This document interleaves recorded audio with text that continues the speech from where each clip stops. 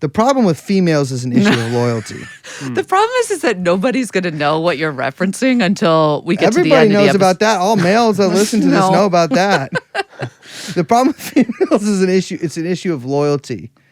What I like to do is I like to test them. Speak on it. I like to say, have you ever seen this YouTube video? And then I'll fucking put my phone up and we'll watch that shit and be like, have you ever? What YouTube is it? Well, Nelk Boys. I show her Nelk Boys. I show her this guy. This guy I really like, Asmongold. Then we watch a couple of hours of Twitch streams together, and then I just start showing porn. I just start showing women porn, females on the first date, which of course. No, you don't like this? Okay. I don't like this at all. Jeffrey Epstein. Jeffrey Epstein. Jeffrey Epstein. Jeffrey Epstein. Come here. Jeffrey Epstein. Hello. Hello. Welcome back from Thanksgiving time. We took a little break, but we're back. I didn't take a break. I recorded episodes that were unreleased that were just me. the brace tapes. Investigating what I'm thankful for. I'm Liz. My name is Brace. I'm producer Young Chomsky. And this is TrueAnon. Hello, everyone. Hello. You hear that? That's the dribble of a ball. Dribble ball is crazy, they call it that, right? What are you talking about? You wouldn't get it. You know, I just am saying if I was going back in time, two options, Hitler or Renaming basketball renaming to the dribble act ball? of hitting the ball with your hand against the ground. What are you calling it? I'd call it like, I don't know, something. I'd probably call it the Belden method or something like that, just to kind of get that in the history. And He's Just Beldening the brand ball. it. he's Beldening the ball, you know. That sounds a lot I hate better. that. I know Pause. there's a sonorous sort of way of that. No, Brace, before we start, even though this is a long episode, but you know what? They deserve it. I think we need to talk about the elephant in the room that we have not discussed. You're No. oh, No, we have not talked on the show about the nosy thing, and I want us to talk about it very briefly before we start the episode. yeah, okay. Let's talk about it. We're not trying to get her on anymore. No. Okay. I think the reason why we didn't talk about it is because we were like, I wonder if she'll come on the show. Listeners, she will not come on the show. You know what? We don't know that. Well, I don't think she's going to come on the show. And I don't blame her. Okay. Also, I don't really know what I'd say. But, Well, I figured it would just be me and her. oh, yeah? Yeah, I don't know. Oh, I just feel interesting. like you'd be more comfortable with that. but what? Yeah. Last night, or yesterday afternoon, Uh-huh. part 4 of Mr. Lizzo's. That sounds weird. Let's call him Crying Lizzo. I don't know how many parts are in this series. I gotta say, I don't care for the guy's writing. That is something that has become very clear to me as I've been reading his dispatches. I think it's better than hers. Well, I don't think we need to compare. I think it's on a different. These are two different things They're that bad they're in trying to do. different ways. Yeah, they're bad in different ways. You know, very yin and yang there. Yeah. But his like the tortured metaphors about the bamboo. I'm just like, man, just give me a list of what happened here. I don't need to get into all this with you. Not that exciting of a fourth drop. However, he did finally get to the juicy RFK stuff. As a longtime RFK watcher, Brace Belden, what say you? You know, I have to be totally honest. You with didn't fucking guys. read it. I didn't fucking read the fourth one. You didn't read it. So I read you the didn't see all the really gross sex stuff that he's into. Are you serious? There's really gross sex stuff in the fourth one? Wait, no, I'm serious. Is there? You didn't see this? No, I wasn't logged in. No, hold on. Well, hold on. Is there some way when you do a recording of audio that you can make it so that but people don't know that I've been looking at stuff for a little while.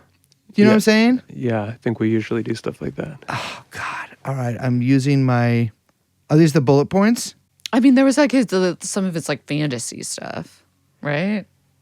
I'm like, I trying to didn't read- recall it. Olivia explained that Kennedy had told her he wanted to bind, subdue, tame, possess, and discipline her, and that these sexual proclivities for bondage and, quote, total submission carried over into the rest of their relationship in the way he maintained control, in quotation marks, over her by setting all the terms of their relationship and by his use of withdrawing his affection and attention as a means of making her more obedient and subservient to him. She explained that many of her greatest regrets about the relationship were the way she crossed ethical lines as a journalist to regain his attention during periods where he cut off contact with her. So wait, he's doing like red pill? I hate how like every fucking media person has turned this like actually this is a story about ethics in journalism. Like Yeah. with this, and I'm like, no, it is not. It is about RFK Jr. being freaky. Like that is the only thing that is interesting here. It is crazy that he's like, because this is something that was pretty apparent from the first little round of like sex that was released in part 1 of this. RFK Jr. is being like, I want to, you're a river, I'm a kayak, Right. you know, kind of thing. Like it was clear that he's like dominating. How does one like continue with I just like don't how are you like listening to that voice and like keep the whole thing going? I think there's Like, I some feel real, like he would do better on chat. I mean, I think many of these are text messages. So like maybe he's like one of those But guys. then they moved to video on this. They moved to video? Yeah. Oh, and you know, if I'm RFK Jr., I'm like using the oldest laptop I can find with the most smudged mic because he's a sort of Smudged mic. you know, not mic, camera, but you know, he's sort of elderly. No, he's old looking. He's weathered. No. He's weathered, and it's crazy because do you think that like sometimes like maybe Liza at some point was like, "Honey, do you want to watch Curb Your Enthusiasm tonight?" She's like, "That fucking show sucks. That show fucking sucks." But like, on a real level, and I don't mean this in any kind of way. If you're a young woman in your 20s and you're being dominated by a guy who is 70 years old, like it's kind of an illusion thing, right? Because you could probably break his like hip by like you know slapping it or whatever, right? Like he's like he can crumble. I know he like takes whatever trend or whatever, but like it's still like physically like I feel like a 12-year-old could beat the fuck out of RFK Jr. if it tried. But isn't it always an illusion? I guess so. I don't know. I Isn't honestly, that part of it? If anyone ever The was theater like of it all? nobody has ever thought that they could even women have never really been able to even have the illusion that I could dominate them in any way. Except for in dunking ability. Well, that's the thing is I dominate on the fucking court. I dominate on the fucking court. Do you see that pivot? I do. And the pivot. And my pivot foot, it stays down. And here's the thing. I'll foul a bitch. Not that I call women that. Not that I call women That's that. terrible. I What does will, that mean? You don't. No, you know No, what you're here's doing? what I do. You're flopping around all over. No, yeah, I'm flopping, right? I'm flopping my leg into a fucking navel. But here's the thing, and I would never do that shit off the court. But if you put me on the court with 8 or 9 females, anything goes. And so here's what I do. I'm going to pass here. I'm going to pass here. Nope. Right in the middle. Bonk your fucking nose with the ball. I don't like the way you Toss say it over your head. You're globetrotting on them. I'll globetrot a bitch. All of a sudden, a mummy comes out in the court. Stop. And but that's To be fair, look, Brace is doing a bit of a character. yes. Because Yes. as you will see later on in this episode, I introduced him to Michael Porter Jr.'s amazing YouTube persona, podcast, content It's so experience. good. I don't even know what to How call come it. he can be? How come you let him be? Well, I hit the mic. I'm sorry, I'm getting too angry. How come he gets to be like that, but you get mad at me for being like that? Liz. I control you. Wait, no. Fuck. Wait. Brace. What did you think? What? What? I'm just thinking of the RFK voice in my head, but I can't do it. Yes? We should get to the episode. You'll have to get to me first. Can you introduce a little bit what we're doing today? Yeah. So we are talking, well, kind of talking, but it's an expansive conversation.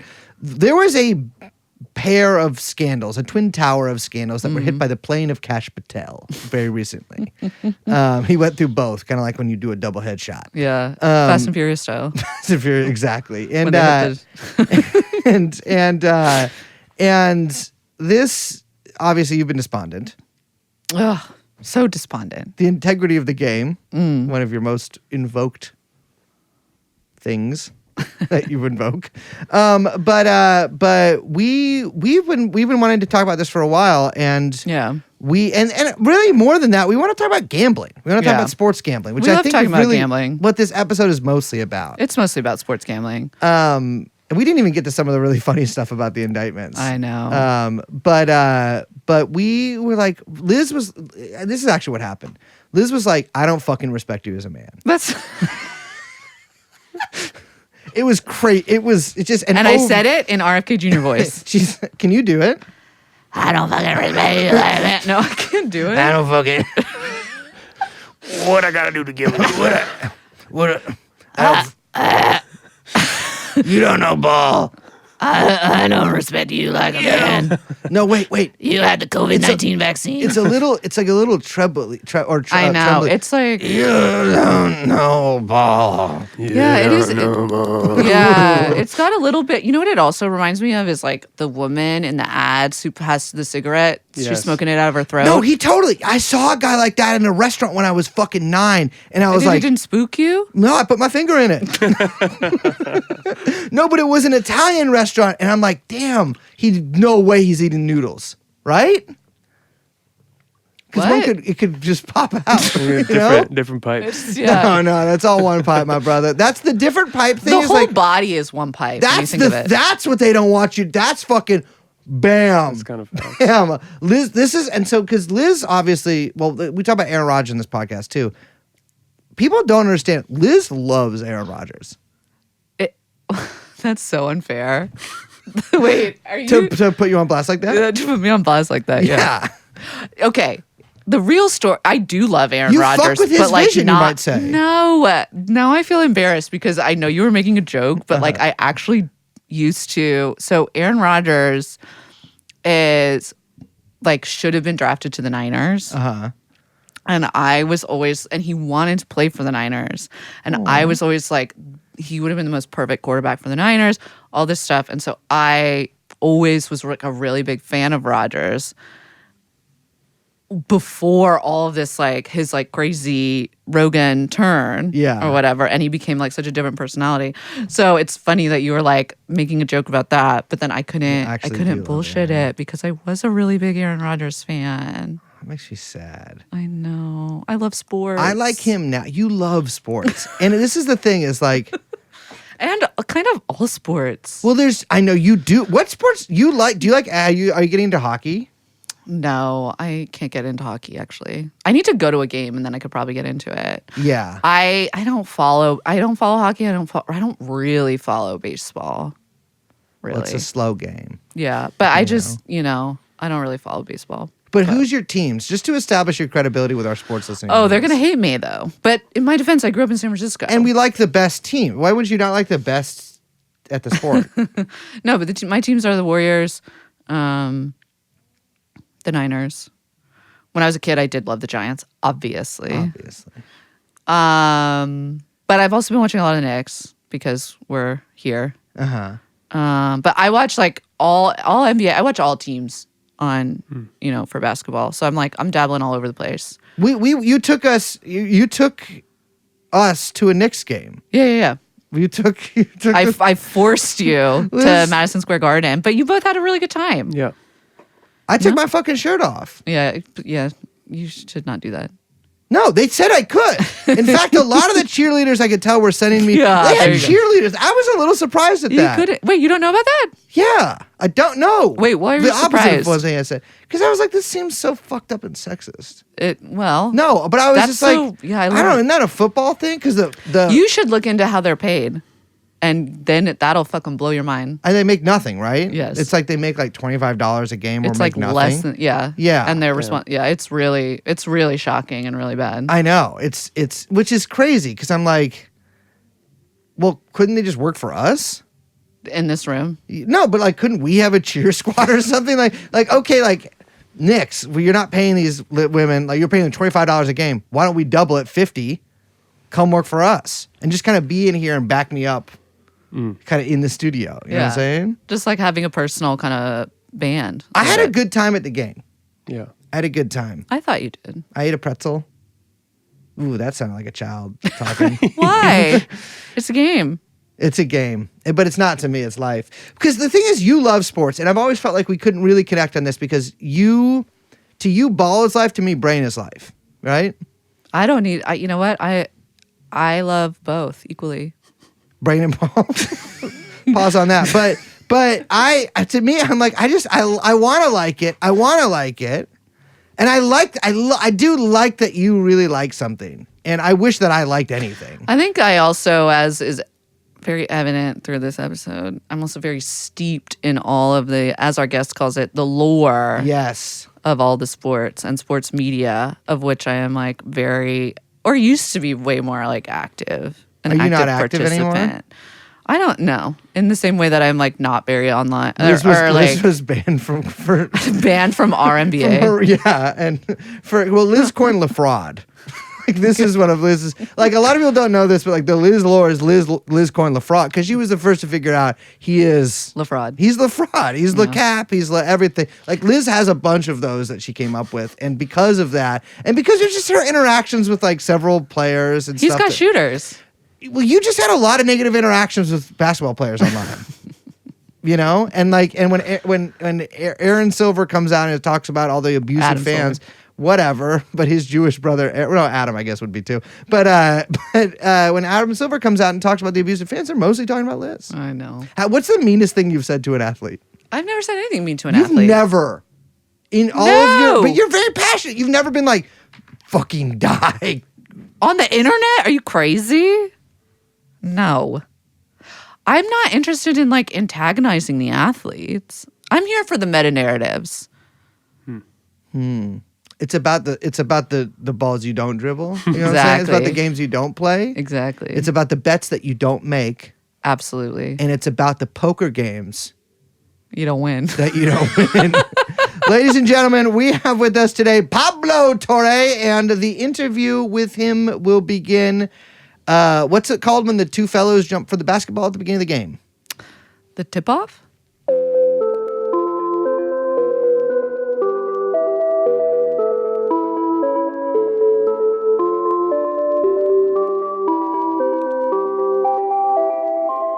I love not filming. The theater of the mind. Exactly. Actually, I film all of our episodes. Actually, the cameras are right up there, but they're up in the corners recording secretly. What but we I don't. didn't get about the gambling cheating website that Liz showed me is there was a lamp that was for sale. That was a camera lamp, but they only had one model. So like, Wait, was it the one that goes in the center? Yeah, The big, yeah. but I'm like, if you were like a guy who was concerned about getting spied on while playing poker, wouldn't you just look up at the lamp and be like, you guys have the cheating lamp? Right. You have to have like multiple different kind of styles there just to throw people off. Ladies and gentlemen, first of all, we'd like to thank Kalshi, Polymarket, DraftKings. DraftKings, BetDuel, FanDuel. Caesars. BetDuel is also BetDuel- a good site, though, that I endorse wholeheartedly. Absolutely. Is it Bet 365 24/7 or whatever? Wasn't that one of those? That sounds like one of them. I think that's one of them. Money Links, Gold Sure. Fund, lots of gold websites Kevin to Hart thank. endorses all of these, actually. Yes, and we'd also just like to personally thank Kevin Hart. Ladies and gentlemen, with that being said contractually, we would love to welcome to the show Pablo Torre, host of Pablo Torre Finds Out. here to actually not find out anything, but tell us about how much money we can make sports gambling. Betting? Gambling? So I think that the distinction between the two might be more meaningful than we have time for. Interesting. I once talked to a guy who is Bob Vulgaris is his name, who is Yeah, the most sure. successful NBA bettor Great of all name time. for a guy who swears a lot. Bob Haralabob Vulgaris has insisted to me previously that he is a bettor and not a gambler. And Sounds I think like something a gambler would say. And I think there is something about whether you're reflecting accurately someone's skill in the description. Interesting. And the skill, of course, is subject to all sorts of lamps with cameras in them and phones with cameras in them and contact lenses with the ability to read infrared writing on the back of playing cards. Yeah. Of course. Bob's a big analytics guy, though, famously. Yeah. Like he was executive with the Mavericks. Yeah. He was able to, if I may, parlay his work as a bettor That's into front office. Into being hated by Luka Doncic. Yeah, and then summarily kicked out. There's so much lore here that Liz and I are familiar with. I'm worried for you. I know. So listen, I just want to get this out of the way. I know Luca's fat. No, not Okay. anymore. I know Luca was fat. There you go. And now has, I'm sure with the help of a lot of this wonderful medication, these peptide sort of things they have coming out of the East. And of course, I'm sure his own workout schedule has now apparently slimmed down. Regardless, though, I will say he's an excellent player. What's funny is that Anthony Davis got really fat in the wake of this. And so I do have a feeling that like there has to be one fat guy on the Mavs for the like A balance. cosmic equilibrium. Yeah. But I will say we did go to a game recently. We did. The boys came to a game. We went and saw the Knicks Magic at MSG. You had a good time. I had a blast. Oh, you were there too? I was there too. We were all there. I was there. And Yeah. you were there, and you were there. It was. What was the highlight? Which is, by the way, an appropriate answer for the most diehard basketball fan about a Knicks Magic It was game. a Yeah, tough game, it was. to be honest. It was a tough game. Look, in my defense, I was telling you, I bought those tickets before the season started and was under the impression the Magic would be a lot more compelling than they have been this year. In a genuine sense, I didn't like watching the German fellow score. But he's great. Isn't I know, he? but I just. It's just 'cause you don't like saying Wagner. A 7-foot Wagner is I not just- stirring in you the right. Every time emotions. he dribbled that ball and sunk a little basket, I became even my foreskin grew back yet one more centimeter. But in a real sense, the thing that made me happiest was seeing Liz so happy watching basketball because she loves it so much, and you were so excited to see that little fellow on the Knicks. Jalen. She loves Jalen. She loves it. But you loved him Can too. we I loved him too. Can we have Brace rewrite the back of all the basketball trading cards? But she was like, look at him. He looks, and I don't know if it's rude of me to say, but you meant it in a nice way. You said he looked like a little dog. I said a little bulldog. Bulldog, He yeah. has the demeanor of a little bulldog, which I like. But I had a great time watching him, and I began to root for him because I could tell who he was because he was short.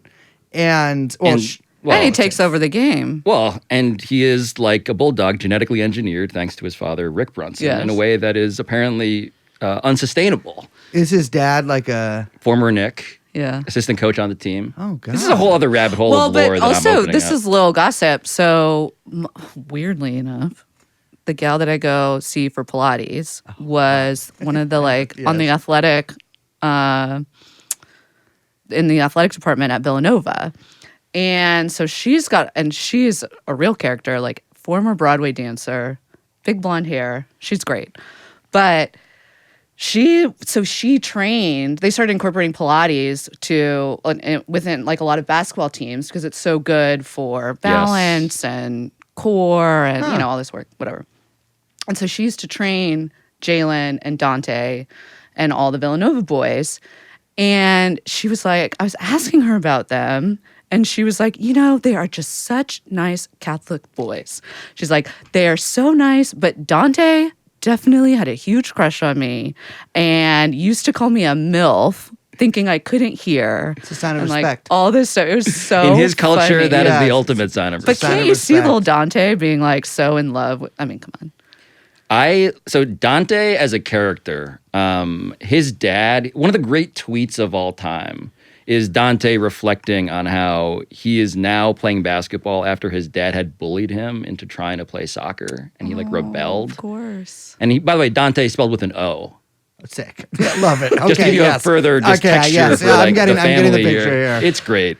Big fan He's of great. of these Catholics. He's so sweet. But yeah, so I always think about them that way. It's just, they're just good Catholic schoolboy. I'm like, I'm sure. Yeah. I have a great segue that I'm just going to hand to you, Liz. What's that? But you have to do it. You were at a game recently, and you were looking at the phones of men, which, frankly, I think breaks the social contract, sitting in front of you, and you noticed something interesting. I love that. That's funny. I was going to bring that up later, but we can talk about it now. I was like, last week I was at Nuggets Spurs, which was, despite Wemby's injury, way more exciting than it had any business being, because the Spurs are really cute this year.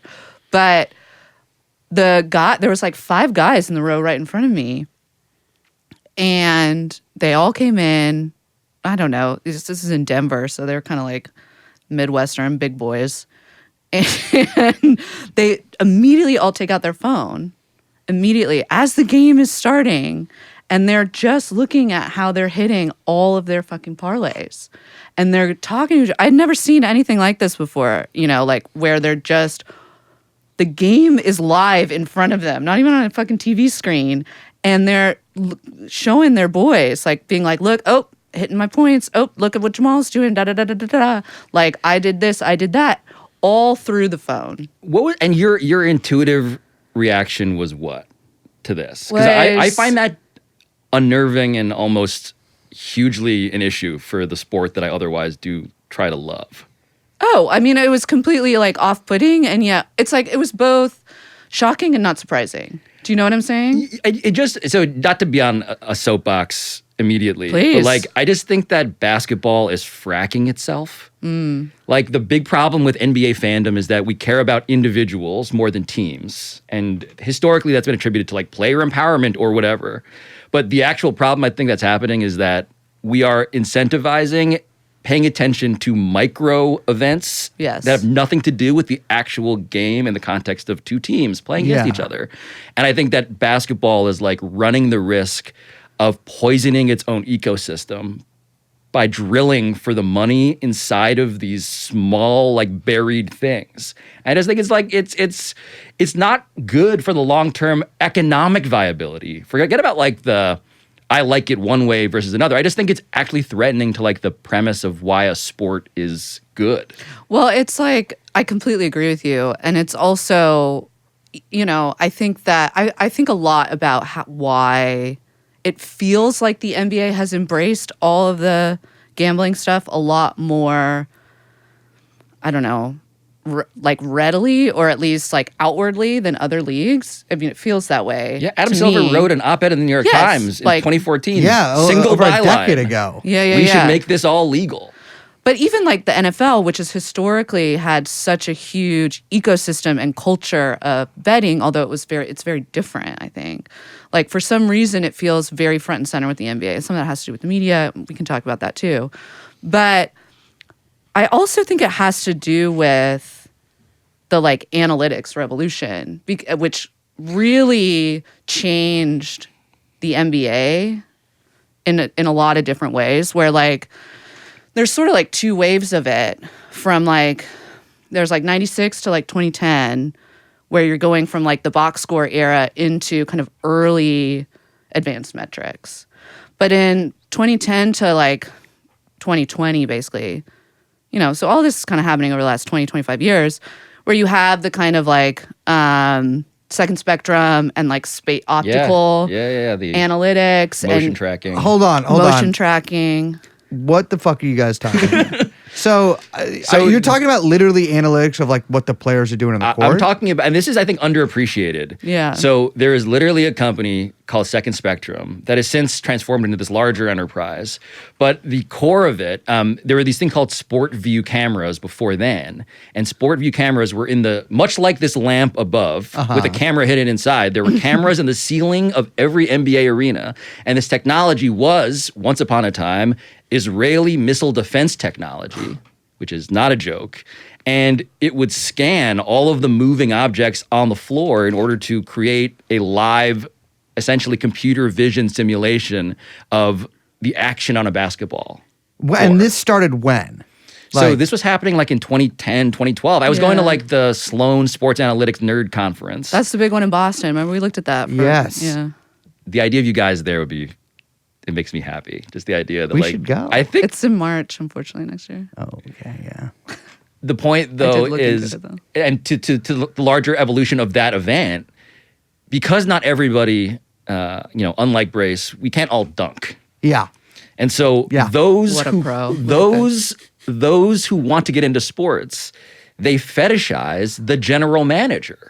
Moneyball, right? Like you want to be Billy Yeah. Bean, you don't want to be Well, Scott Hatterberg. The other thing is, right at the same time, is the introduction of fantasy sports. Yes. Which is another Yes. component of this. That is true because you're tracking players in that, right? Yes. She loves fantasy sports. Team Cutie Sweetie. I was gonna say, what's your team name? It's Team Cutie Sweetie. What's your team name? And they Mine are. is Pablo's part Filipinos. Love I will it. say Okay. Andres Beardens is my avatar, and Team Cutie Sweetie is in third place. I will say in my league right now. We're doing pretty well. He is a cutie and a sweetie. I know. That tracks. But so it became much easier for the fans, for the layman, to like track player movements and things like this. Yes and no. It actually became, I would say this, analysts were really enamored with all this stuff. But there wasn't a lot of, there was no obvious way for the league. Like the league built this massive infrastructure for tracking all of this stuff and didn't really know what to do with it. Because there's only so much of it you can really put on the broadcast because fans kind of tune out. It's not that interesting yet, I would say, at this point, to talk about all of these kind of micro advantages or micro probabilities of each possession. It's real nerd stuff, Yeah, So yeah. analysts and journalists really embraced it, but there was almost a surplus of data that had no place to go. And so if we're talking about what, 2010 to 2020, right? Right in the middle of this, you have the 2018 SCOTUS decision, right? Which is, of course, which opened up all of the, all Gambling. of the sports gambling. Yeah. And when that happened, suddenly this probability infrastructure that the league had built had a place to plug in, which is to say a market. And I think also everybody who was more than a casual sports fan had already begun to feel like they could discern something like a data-driven edge.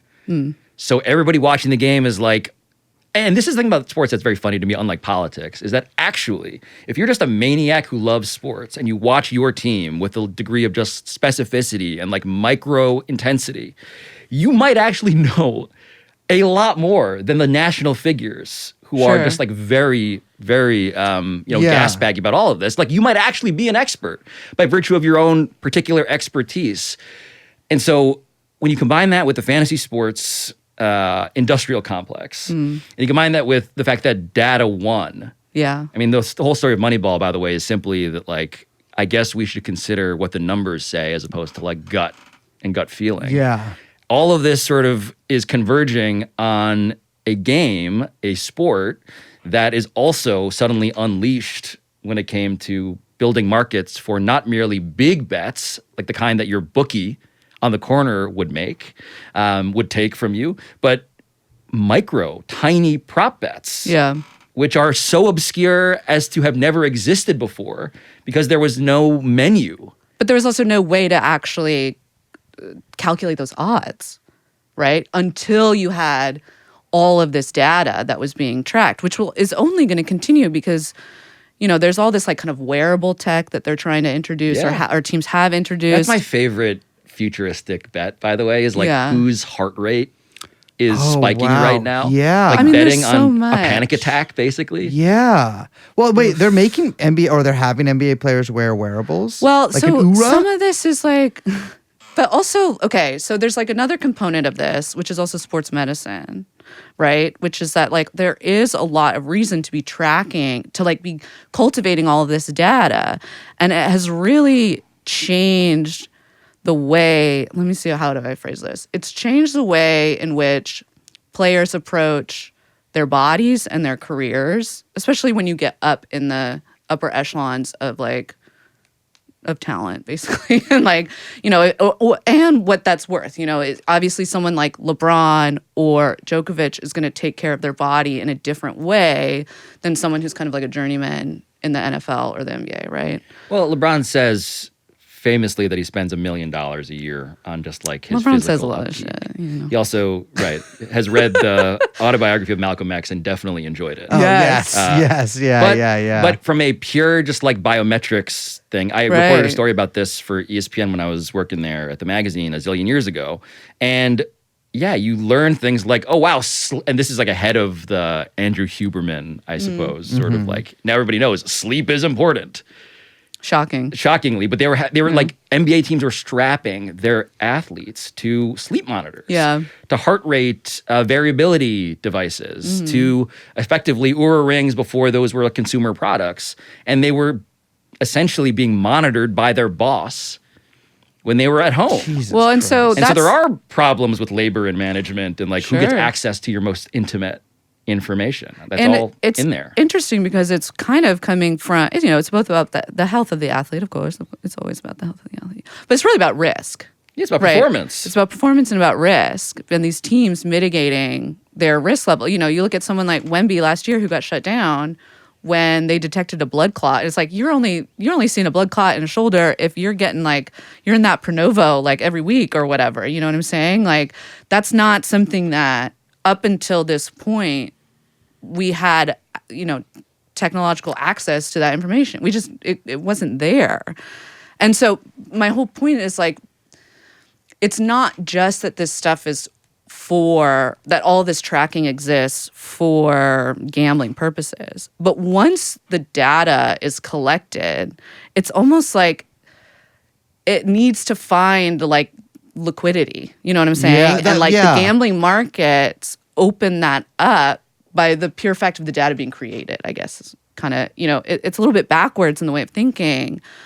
But so you're saying it's not like you go and bet on the corner with the bookie or whatever. I mean, you used to just bet on the future, which was are they going to win or are they going to lose? Yeah, what is the line? Yeah. Right? And you can still do that. But what you're really betting on But is those bros in front of you were not betting on that. They were No, I mean, looking you're at, talking about these presume- prop bets or these parlays. What you're really betting on is a derivative product. Yeah, which it's the financialization of everything. Yeah. You created these devices, these instruments that are artificial and do not exist in nature. Yes. And when I say, the thing that I'm really interested in, because we can talk about, there's obviously, the addiction stuff involved and the suicidality involved, with gambling as an addiction and all this stuff being targeted specifically to young men whose prospects are not great right now, in the country or whatever. And there's that discussion. But I'm really interested in what it does to us as viewers of sports.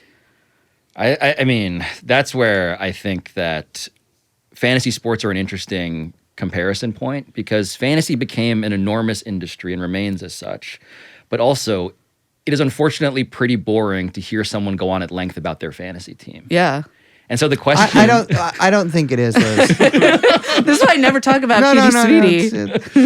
But I think there is an aspect of let me tell you about the dream I had. Yeah. Right, totally. And I think part of what sports' promises and what young, whatever, the dudes out there, what I think is actually really, really enticing about sports and special is that there is this larger unifying conversation you could tap into that has been for me in a very genuine and I think ultimately American way. Sports was the passport to the rest of the country for me. I'm a Filipino kid from Manhattan who has very little in common with anybody in Arkansas, but the fact that we can all talk about things that are happening, the outcome of games at a wedding in Fayetteville, which is what happened to me not so long ago, it's oh, that's the promise of sports. The more that we are sort of siloed into a million little financialized instruments and not the actual conversation around the sport itself, I think that's, not to be so dystopian about it, I just think that we are underrating that sports is meant to be collective. with a shared frame of reference, as opposed to I have this very hyper specific interest that no one else shares. I think it's also almost even more granular than that, which is that you start, and I saw this with these kids, they're not kids, with these men that were in front of me at this game, where it's like you start to only watch the game through what is kind of like hitting your slip, and everything else kind of like fades to the background. So like these guys were only watching for, rebounds because they got to see if they make their parlay or whatever, or they're only watching for this, you know what I'm saying? And you end up, like if you kind of like take it a little bit further, like you end up watching, it's like how a computer would watch a game, because you're just seeing this game in front of you as a stream of numbers or probabilities and like expectation versus reality or whatever. And everything else that, in my opinion, makes sports interesting, like just falls to the background, And it's funny because I think that we like constantly obsess over whether AI is like thinking like us, and we weren't thinking, you know what I'm saying? But we kind of like forget the ways in which we are now thinking like AI, right? There's this argument that like I've heard like Ari Emanuel make it because he's like all over UFC and live sports, and he's like, my bet in contrast, in response to AI, is on live events. And so on one level, I get that. But to your point, what you're describing is a world in which the game itself is not actually the product. Yes. And I think that, I'm just like, to the extent that and again, I am somebody who attended this literal Sloan Sports Analytics Conference, to the extent that the nerds won, I think that the story of tech in Silicon Valley is always unintended consequences. You think you've made this thing very efficient and optimized. Instead, you have ruined the last cultural big tent that's left in like American life. And I think that's what sports is grappling with, as people are on their phones just not caring about the actual thing you're supposed to care about when you're sitting next to people who magically might actually disagree with you about everything else in life, except for the fact that you're here to watch this game together, and now you're not even really watching the game together. Well, I think that's kind of crazy. I think there's something else there too, because I was watching. There was I think it was a 60 Minutes interview with the Kalshi guys. I can't remember the guy's name. It's the young man and the young woman who started the company, and it's interesting to sort of watch their demeanor during the interview. It was fairly boilerplate, given the answers that you'd expect, except there was a sort of viral clip of them stumbling around in answers to why Donald Trump Jr. was an advisor to them. Well, I believe he's also an advisor to Polymarket as well. But it's interesting because, like, obviously something like Kalshi, something like Polymarket, and extend that to the sports betting apps, these are, I think, would be pretty universally seen as like something that is not bringing well-being to the social fabric of America, right? And to put it another way, they're a net negative on the way on most people who interact with them in any way, and also the things that they interact with themselves, whether those are elections or whether those are most commonly seen sports. It's interesting. I was looking this up after, or sort of in preparation for this episode as well, and most people actually seem to. This is a Pew Research poll that was released right as in October, right as this big FBI investigation. They had this press conference. Obviously, they conducted the poll before that. But I think majority of people see gambling apps as like a negative. But if you talk to any of like the proselytizers of these things, they'll say like, well, it's an opportunity to make money. And I think that it's an opportunity for people to make money. And I think that is often positioned, and you see this a lot in Silicon Valley, especially with a lot of the crypto stuff, the meme coin shit, as like, well, it's good because it offers people, it's like a job. Like, it's like almost like they, people used to talk about job creators or whatever. They still do to some extent, but, obviously pulled back a little bit on that. They sort of talk about like these financial opportunities, but which are almost always just like these incredibly predatory financial, very complex scams or ways for people to perform scams on each other, as something almost like sacrosanct or holy, because obviously, like they're making somebody money, so it's good because if you make money, if something makes money, it helps the economy, which is also sort of a vague thing that we also really love. That's also not true about gambling Definitely not. specifically. Yes.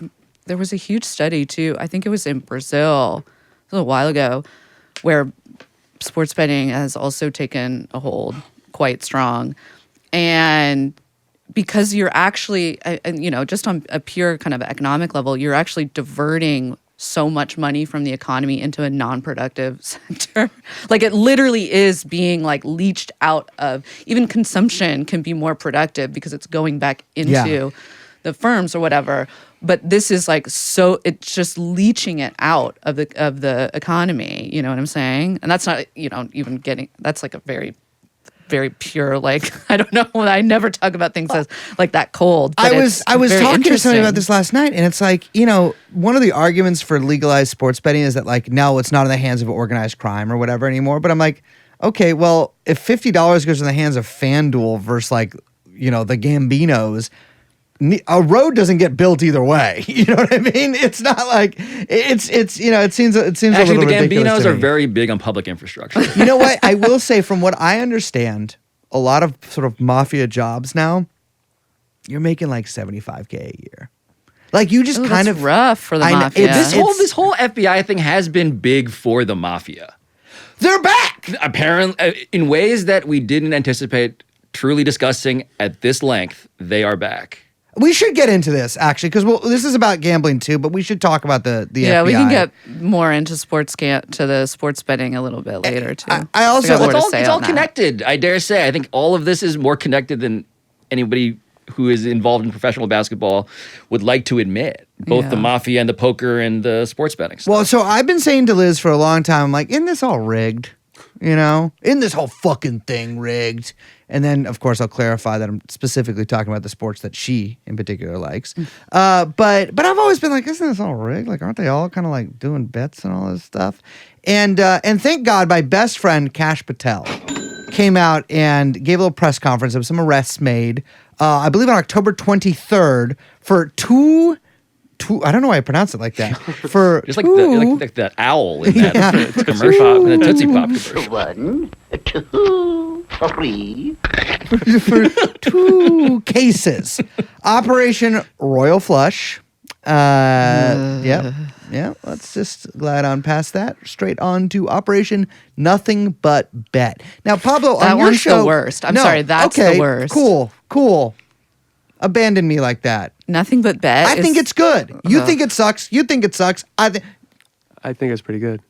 It's not. The Now, guys you that are thought they wearing were an so FBI clever. jacket, though, while you say that. Yeah. Clarify. Well, we helped them do this, right? We're trying to stamp out organized crime. One of these was they're intersecting cases with certain personalities, but one of these was a rigged poker game case involving 3 of the 5 New York mafia families: the Bonanno, the Genovese, and I can't remember the other one, but the Gambinos?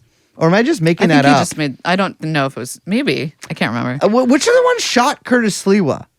I thought I that think was that was the Gambinos. Yeah. Yeah. Well, hopefully not them then, because I don't want them making any money after what they did to him. And Chauncey Billups, who I was astounded to know, what a last name, Billups. You don't hear that too often, right? But I love the name Chauncey. And then I was going to say, you went right for Billups and just went past well, Chauncey, you hear that sometimes, right? But Billups, you're like, what is this? It is a great name. It's a great name. It sounds like an extremely fake person now that I think about it. It does Yeah. actually. It really sounds like a sports coach name. Like it really does. Like what else? What other job do you have as Chauncey Billups? Well, a player. a player. Was he a player? Yes. Player always wins. Well, except in this case. And then in Operation Nothing But Bet, there was a sports gambling scandal involving Liz's favorite player, You talking about Rozier? Terry Rozier. Yeah. Scary Terry. Scary my Terry favorite. Rozier. Terry. Yeah. I want to note something about these operations that I don't believe I've seen pointed out anywhere else. Donald Trump's second term has brought racial tensions, I think, to the fore. right? Haven't noticed. Yeah, there's a couple of it's. I got my eyes. Would you say ear to the more or ground. less than the first? I would say it's been building. How about that? Equally unacceptable. And rarely do we see, and now it's like, it feels sometimes like a prison yard, right? Everybody's clicking up with the races. In the defendants of these cases, and the men arrested, we have these are just examples. Eric Ernest, great name, by the way. Great name for a criminal, by the way. Eric Ernest, who is black.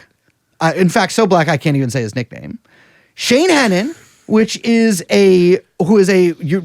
Pablo did a fantastic episode about, I gotta tell you, but I would describe as a Altoona style tweaker, white man. Damon Jones, Sugar Shane, Sugar Shane, which is also great. Sugar's a great name for a white guy too, because we all The forget. nicknames in these cases are impeccable. Safdie Brothers level. Oh yes, I would say. very much so. Really beautiful work here. We've got Amar Awade, aka Flappy, who is representing our, I believe, Arab brothers and sisters. I think Flappy is a really cute nickname. Me too. He's a really bad guy. I know. though. I knew who he was before But that's this. it. Even. You can be a really bad guy and then you have to have a silly nickname. That's true. That's how Yeah. you kind of like manage Yeah, your like reputation. tiny for a really big guy. Yeah, Totally. classic. Or skinny if you're big, if you're Oh like yeah, big fats. skinny. Yeah. Nelson Alvarez, aka Spanish G, who is Latinx. A host of Italians, all of whose names are so stereotypical that it would sound old style racist for me to even say them. Osman Hoti, and listen, I obviously I've been trying to make peace between the Italians and the Albanians for the years that I've lived in New York City. The Albanians seem to be winning somehow whatever war they're fighting against the Italians. But you go to Arthur Avenue, you look in the back of those pizza places, there is not an Italian flag up there. There is an Albanian. We love the Albanian flag. It's a badass You're flag. currently doing the Albanian gang sign. It's not a gang sign. It's a country. And you got to give credit to them. Wow. The whole entire country did fall apart due to a countrywide pyramid scheme in the early Yes. 90s, leading to a brief civil war. But Osman Hoti, a.k.a. Albanian Bruce, representing our Balkan brothers and sisters. I don't know if he would accept that, but it's where he's from. Anthony Schneiderman, and I don't have proof here, but hazarding a guess. He might be Jewish, and his Instagram, by the way, which is still up, not locked, he has 3 kind of shitty-looking omakase places, which he was the money launderer. Okay, listen, it's not, I didn't give him his job, but he was the money launderer for this operation. And I would say if you're the FBI, you're probably looking into the funding of those omakase places, one of which I think is in this neighborhood. And then Sophia Wei and a bunch of Chinese people, many of them from Flushing. And we have every race, not every race. It's a real rainbow coalition. What we don't have here is the Slavs, but we'll get to you. We'll get you guys. And we don't have South Asians. However, Kash Patel, right? He's the cherry on top. you can't count him. But he's involved. No, this is a post-racial America. This I is love good. it. I'm saying it's a this true is- New York story. It really is. Even though really it spans is. other cities, or it moves into other cities, it does feel very like the New York City dream. What team other here. state has an Albanian Bruce? Dude, what other state has an Albanian? You know what I'm saying? Like, I never met one before I moved here. And by the way, and I may be talking, if you ever want to see a uniformed NYPD officer blow lines of fucking cocaine at 5 a.m, Oh, yeah, you maybe head mentioned up this an before. Albanian casino in certain hipster neighborhood that is on the border of, or in Queens. Rhymes with Bridgewood. Run with Bridgewood. But yeah, there is an Albanian casino that you can go to there that you can see the NYPD do coke at. But Tish, call it Tish. I don't follow sports so much. What does this mean for sports, these cases? Because there's one it seems to be a mafia thing where they've got these rigged card games. The other one seems to be pretty serious too, which is this point shaving thing and these bettors receiving information about maybe if a player is going to be out or something like this. You've been covering this for a little while. You've been on this for a little while. I've been living at the bottom of this rabbit hole full of unlocked Instagram accounts inexplicably. Just like a lot of people just still out here posting. Crazy. A lot of people in this story are very online, And you've said a couple of key phrases that I think help explain what the story is about. Like the through line through the data and what you just said a second ago was information. So much of this is about what is actionable, valuable betting information. And it could be as simple as this guy ain't playing tonight. Yeah. And so one of the pipelines in the story, Damon Jones is a great character, by the way. Yeah. Damon Jones, who is currently identified most prominently as the guy LeBron James installed in a volunteer capacity as an assistant. There's a scare quotes around every one of these words. As an assistant coach on the Lakers. Yes. Was feeding, allegedly, information about whether LeBron James was going to play in a given game. And that was being filtered into the network of post-racial Americans that you just described. And they would put money on them through a network of bettors across the country. So it's just information that's currency in a very real way. But the other thing is, like, why are people like Damon Jones or allegedly Chauncey Billups or allegedly Terry Rozier, why are they involved? Like, NBA players ostensibly are like at some remove from the sad and dark corners of the internet where gambling information gets traded. And it turns out that the gap between actual NBA players and even superstars and all of these guys is vanishingly small. So what's it doing to sports? It's giving us a clearer picture of like how athletes and sports bettors / gamblers and coaches all live, which is to say they live on the internet with the rest of fucking us. We're all online together. It's so sad, man. It's so sad. I watched the episode of your show and I think these guys you have on, they all seem like they maybe worked in sports or something because they all seem a little mean. But one of these guys, like, and he was an older fellow you had on. And he's like, these players, they see the angry messages you send them. I'm like, dude, don't say that on the fucking podcast. That's just gonna make me send twice as many. They read everything. Athletes are so fucking online. And by the way, and perhaps this should be unsurprising given who else is online of great power and stature in America. But LeBron, pretty famously, is the most attuned to his mentions and Google alerts and clips. He's like, and that guy, what I'm trying to say is no one is free from the brain rot that all of us are afflicted with on Twitter. It's just everyone. But so what was Terry Rozier? Terry Rozier. Terry Rozier, who had one of the great tweets, by the way, of all time. Yes. Which was about Osama bin Laden when he discovered that Osama bin Laden was allegedly 6'7", was like 6'7". He Stupid. I can't. He was. I just cooperated in your. That's pandering. You're pandering. Keep going. I said the thing about. I have a neurodivergence. So how does that make you feel? Terry Rozier simply said Osama should have hooped. He was tall as hell. But it's nothing but facts, is what he's saying here, right? Sure. Because Osama, a different America. I know, as well. Yeah. A world in which Osama bin Laden just took people to the block. And because Castro obviously famously tried out to play baseball. If we'd had a Osama situation, and he was out in the West, if his family had taken him on vacation to the U.S. instead of Britain, totally different. Because he probably saw cricket and he was like, what is this? I will say 6'7", okay, that's tall. But he's probably doing just, he's kind of like you got him on the wing. He's not really like, unless Osama hits right as the small ball revolution is happening. That's right. Maybe the positionless game maybe is they built move him for to the Osama 5 for a little bit. A small ball 5. Yeah, there we go. Bro, he's an athlete, dude. I mean, I'm sorry. He's a natural athlete. Like, wingspan. We not only don't a know wingspan, his but like, wings- I'm I sorry, wonder what he his has, wingspan was at. He has like, first of all, he has patience, obviously, but he also has an analytical mind, Nate Silver. I mean, maybe people have called Nate Silver the Osama bin Laden of sports, or of whatever he does. Huge poker player. And obvious gambling addict, yes. Yes. But well, I think he calls himself a I know. degenerate. I'm not. I shouldn't put words in Nate Silver's I mouth. believe But I like to. He's not listening. But Osama, like, obviously, like, somewhat of an athlete, right? Like, if what they're saying about him is true with all of his mountains and Tora Bora and all these things and hiking around, like, I'm sorry, most people couldn't do that kind of stuff. So back to Scary Terry. Yes.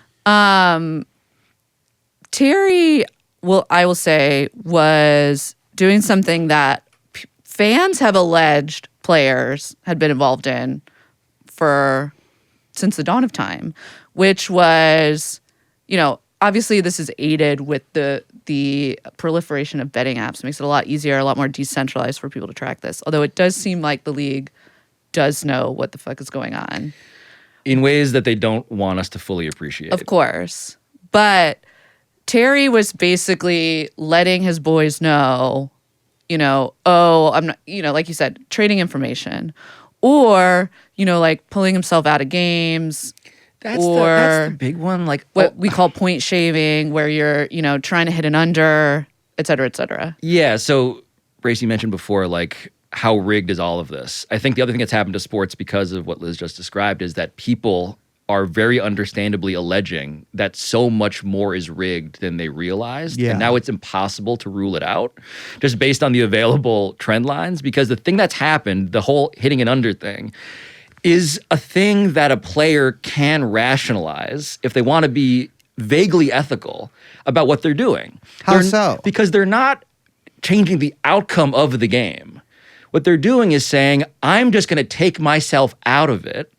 I'm going to shave at the margins my own personal performance. It's always about unders. Yeah. Because it's very easy to control how much you suck. It's less easy to control how good you are.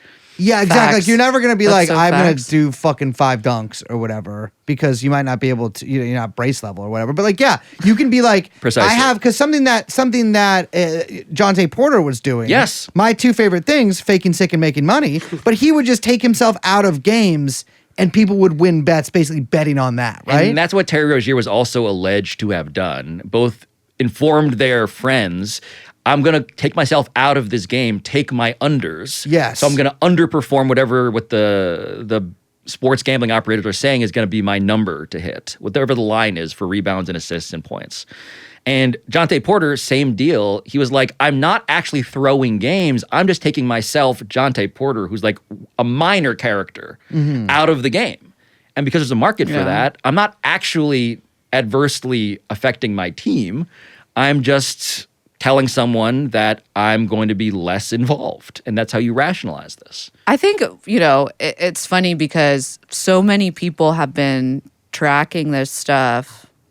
Like fans have alleged this behavior with athletes for so long. Like, oh, they're point shaving. At the end of games, you can kind of see like, there's no way this guy's missing this many shots, or why are you kind of like dribbling out, or why are you fouling there, or whatever. There's so many ways to kind of control that, like you're saying, control the under.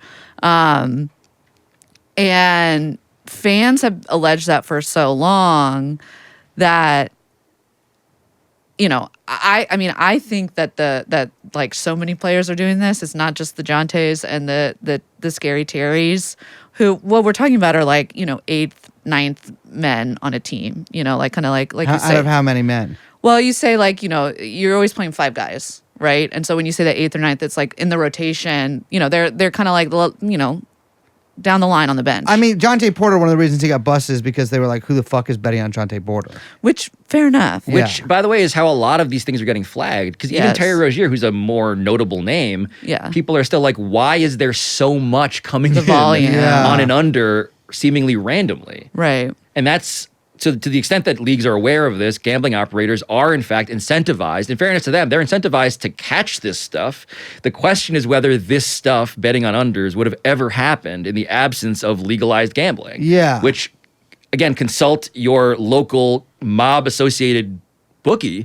They're not taking that bet. Yeah, yeah. And so yeah. you're incentivizing and ostensibly helping catch a behavior that otherwise would not have existed in a different era. Well, and we should say this has been popping up. I mean, since those 2 cases dropped, there was 2 more. There was 2 pitchers in the MLB that just got hit. For the Cleveland Guardians, who are Yes, also, which is the Guardian. Yeah. there's a lot of lore there. One of the problems is that, again, these guys just love to text. So Jonte Porter, for instance, one of the great text messages of all time was, I'm paraphrasing, wipe your phones, you guys might get hit with a RICO.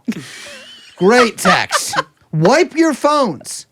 Just like an all-time great, like, warning you about a RICO charge, and those guys all, It's so spoiler alert, good. got arrested. Yeah. In this case, the Cleveland Guardians pitchers, the sort of micro bet they were doing was, in baseball, you can bet on whether a given specific pitch is going to be a ball or a strike. Yeah. Which is crazy.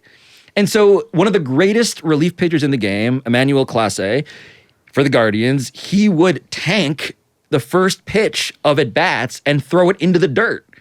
And he would text simultaneously during the game, according to the indictment, one of his guys in the Dominican about whether or not he had put down enough money on that thing. And there are animated GIFs, there are memes. It's just all very documented, which is, again, darkly hilarious. That is just in this level of sort of like clarity. Wouldn't you, why would you text anybody here in this? How else would you do it? Isn't there something you text like a third party? That third party sends a coded message or something. You know what I Well, mean? maybe people You are say it in figuring out new code or things something. You don't send a fucking GIF. You know, or you do send a But GIF. that's why I think that this stuff is so much more widespread than these indictments. Because these are just the idiots who got caught, maybe. Well, that's the kind of, I mean, I do think that that's the implication. So we should say, you know, in the case of Scary Terry and with Jonte, like the league looked into all that stuff and really wanted it, from what it seems like, the NBA really wanted to keep a clamp on all of this stuff. Again, much like a casino, it is not incentivized to let anyone know cheating is going on. So it seemed like, I mean, I'm curious your perspective on this because you've been following this since way before the indictments dropped. Like, was the league blindsided by the feds, or what's the, because it, from an outsider's perspective, Adam Silver did not seem very prepared to talk about this when it dropped, what, like 2 days or something before the first game of the series? It was opening week. Season? And it was before that first Friday. Yeah. I think it was the Thursday they dropped, maybe, or Wednesday. The point being that I think the NBA got caught not being aware of what the federal government was planning to do, but they had known that the government was actively looking into it. Right. And so why did they drop it on that day? Clearly it was because Kash Patel wanted a big show. Yeah. That's sure. also true. He loves the splash. Now, at the same time, this investigation had started years earlier under the Biden administration. So there's also just that, right? This did not originate with Kash Patel's personal interests. That doesn't shock me. But in terms of like what happened here with the NBA's knowledge of Jonte Porter and Terry Rozier, Jonte Porter got banned for life by the NBA pretty summarily. Yeah. Terry Rozier, though, is a different story Yeah. because this is complicating, of course. The Miami Heat traded for Terry Rozier while he was under federal investigation, but the NBA... Which they would know. And this is where it gets hazy, and I don't know what the NBA officially has its position here, but what I have reported is that the Miami Heat wishes they knew that Terry Rozier was being investigated by the federal government and the NBA at the time that they committed ultimately, millions upon millions of dollars and a first-round draft pick to acquire him. The NBA's position is, we were doing our best to look into him, but we don't have subpoena power. And so the federal government, this is my translation now, effectively made us look stupid because we didn't do anything about this, only for Kash Patel to be like, surprise! And so they are frustrated, is my translation of their attitude towards what the feds are doing, making a big show out of something that they could not have been as aware of. Now, how much did they want to know? What did you know? When did you know it? How hard did you try to find out? Right. I think set a certain dosage of, a macro dose of cynicism around the NBA's prime directive, which is always make the PR crisis as small as possible. Yeah. Did they really want to know if they could avoid it? I think that's part of the calculation whenever you're doing an investigation of yourself. And that's what the NBA was effectively doing with Terry Rozier. Yeah, I mean, I could see in what they might want to do is just, if they were looking into him, sort of scare him off from doing it in the future. Nobody gets caught, but, it's sort of a warning without actually having to officially censure him or anything like that. And it kind of goes away. Yeah. And that I can see being to Adam Silver's benefit. I know very little about Adam Silver except that Liz does not like him. In fact, Liz. I don't think anybody likes him. He's got a wife I and don't, kids. excuse no? me. The owners doesn't- like him, and that's who he kind of reports to. I would say the pendulum has swung on Adam Silver. So Adam Silver, at the outset of when he became commissioner, he did two things in 2014. Number one was he orchestrated the transfer of power from Donald Sterling, Yeah, huge. owner of yeah. the Clippers, to Steve Ballmer, who have also separately been investigating as a related matter. But this was Steve Ballmer basically riding in as his progressive savior. Out with the bad, in with this new era of this enlightened NBA that was measured, by the way, most directly against Roger Goodell, commissioner of the NFL, who was at the time seen as this law and order commissioner, this autocrat who was just punishing the black players in his league. Yes. That was sort of the contrast between Adam Silver and Roger Goodell. So Adam And Silver... Goodell also had all the CTE stuff that and was looming. Absolutely. And Yeah. it was basically shepherding this truly, like, I would say, dangerous and fatal product, peddling it to Yes. America's children. That was the Yes. the conversation orchestrating around football. A cover-up, a medical cover-up. Yes. And so there's a conversation actively around should football be illegal? Should it Right. exist in 10 years? Only to discover now, 10 years later, that football is ascendant and the most popular thing in America. And the NBA, as opposed to being the progressive, enlightened league, is now beset with its own crime and punishment scandals that Adam Silver seemingly has very little control over. Yeah. Because the second thing he did in 2014 was write that op-ed in the New York Times that we referenced before. Yeah. about Oh, that was legalizing right after gambling. being commissioner? Yeah, that was the first Yeah, year. it was like one of the first big things that he kind of like did out, like, as I am the new commissioner and this is what I think the future of the NBA is, was kind of the, thrust of the piece. Yeah, he was looking for, by the way, as the traditional sources of money were drying up, we're being disrupted by the internet, meaning like cable television money Yeah. and the media rights deals, which were just like decades long and billions of dollars. Adam Silver, to his credit, I suppose, his economic foresight was like, where are we going to go next once that dries up? And he went to gambling. They're now going increasingly to the Middle East. They're looking at all of the places that the White House is also looking. They're looking Yeah. at crypto. They're looking, and so it's a familiar story that is less visionary than people, I think, realized when he took over and he was like hailed as this technocratic leader. He Yeah. is pretty common, actually, when you see him in the context of where we are as a country. My thing is that I just don't know if he even likes basketball.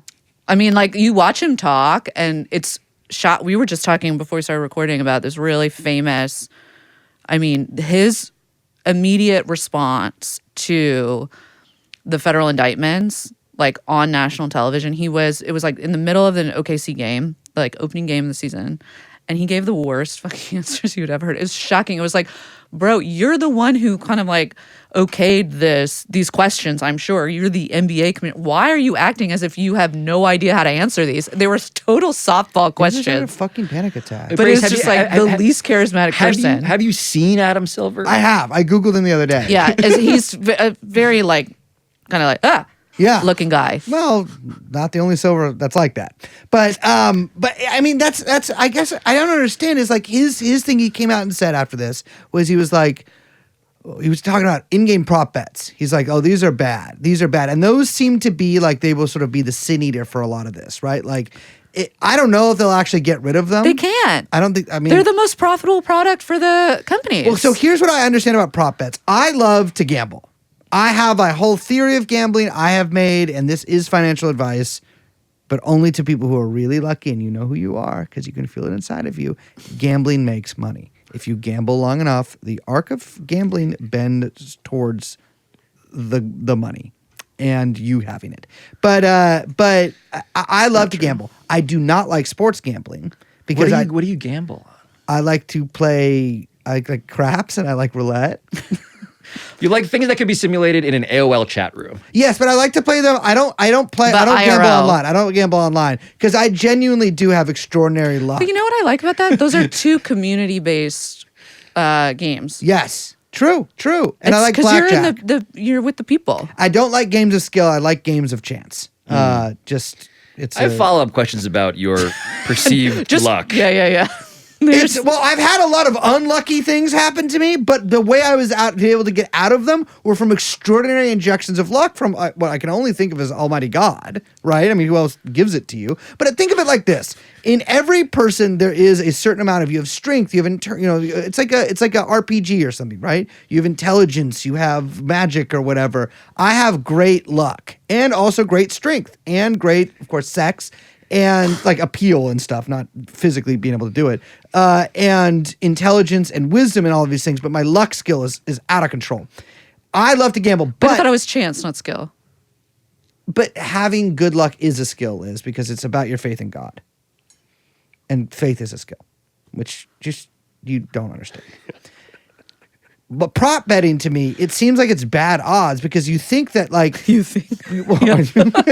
but like this No, is you're right. This is one of those things where you're like, oh my God, dude, It's I so- can make $300 if I bet $5. And so you're doing that all the time. You're never making $300. And especially when they link it together where you have to do seven. Parlay. That's the Parlay is parlay. crazy. This is insane anyone's doing these parlays. This is just to bring it back to the data thing, because this is really important. Like, that wasn't possible until the kind of like big data revolution. Correct. Like, it was not possible to actually calculate these kinds of odds. There was a reason why Vegas and these guys never took bets like that.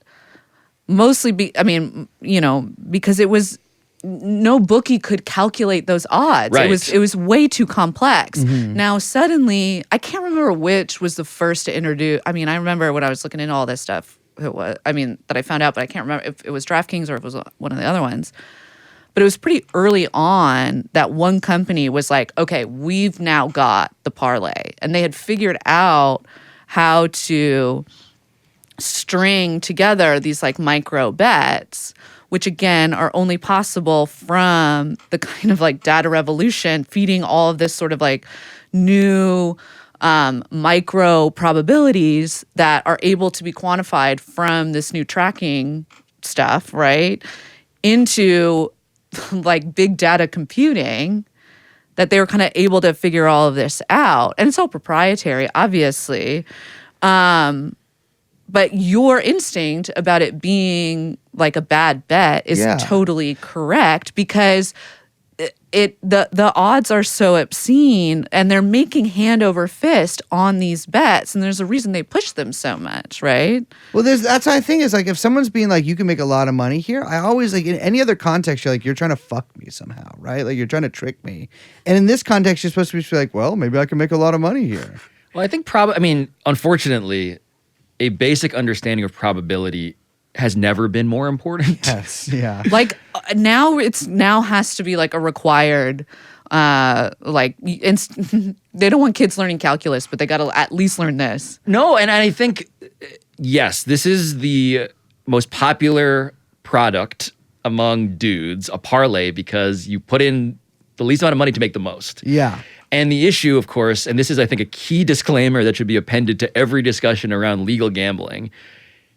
If you are too good at this, they will not let you bet anymore. Yeah, they get kicked off. Like, if your skill is actually substantiated by your winnings, they will ban you from the platform, and that's just a thing that is legal and allowed. How is that legal?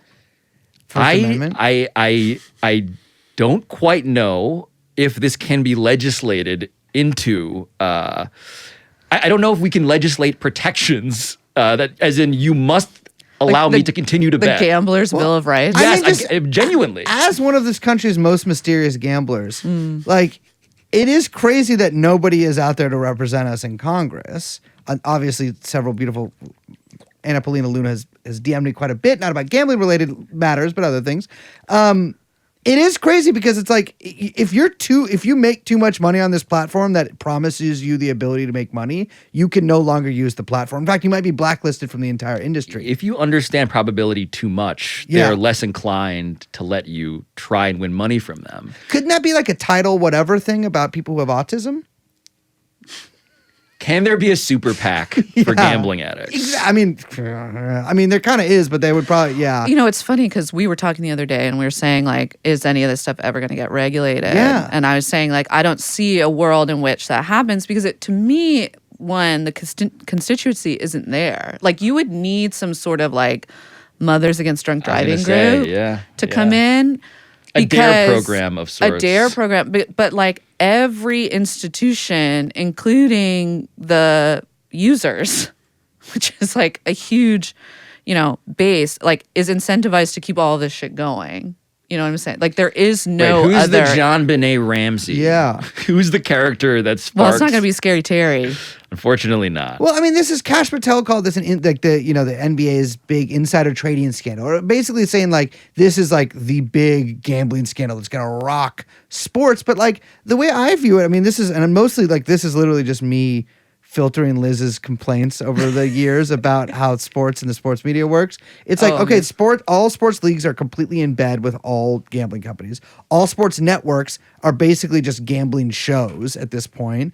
All like whatever, like sports blogs and shit are like fucking banned. Obviously, Barstool, of which I'm a semi-employee, is completely owned. I don't know if actually they are anymore. Doesn't Barstool have its own? No, I feel like they had They to used sell to. it. They at had a least. sports book, Yeah. and that has since dissolved. I see. They were involved with Penn Gaming. Penn then went to ESPN to create ESPN Bet, which That's is also right. now dissolved. Interesting. Interesting. And ESPN is now in business with DraftKings just directly. They were like, we should Way stop more pretending profitable. that we That's can- like, that's like kind of when every company around like 2010s was like, what if we had our own Facebook? Yeah, And then they yeah. realized like, no, we should just be on Facebook. But I guess what I'm saying is like it seems like the sports betting companies just like are completely in bed with every single aspect, from like a lot of people who are watching sports to the leagues themselves to all of like the intermediaries between and the media. And it's like, well, who is like, I think everybody has the sense that like this is bad on a society-wide level. This is bad.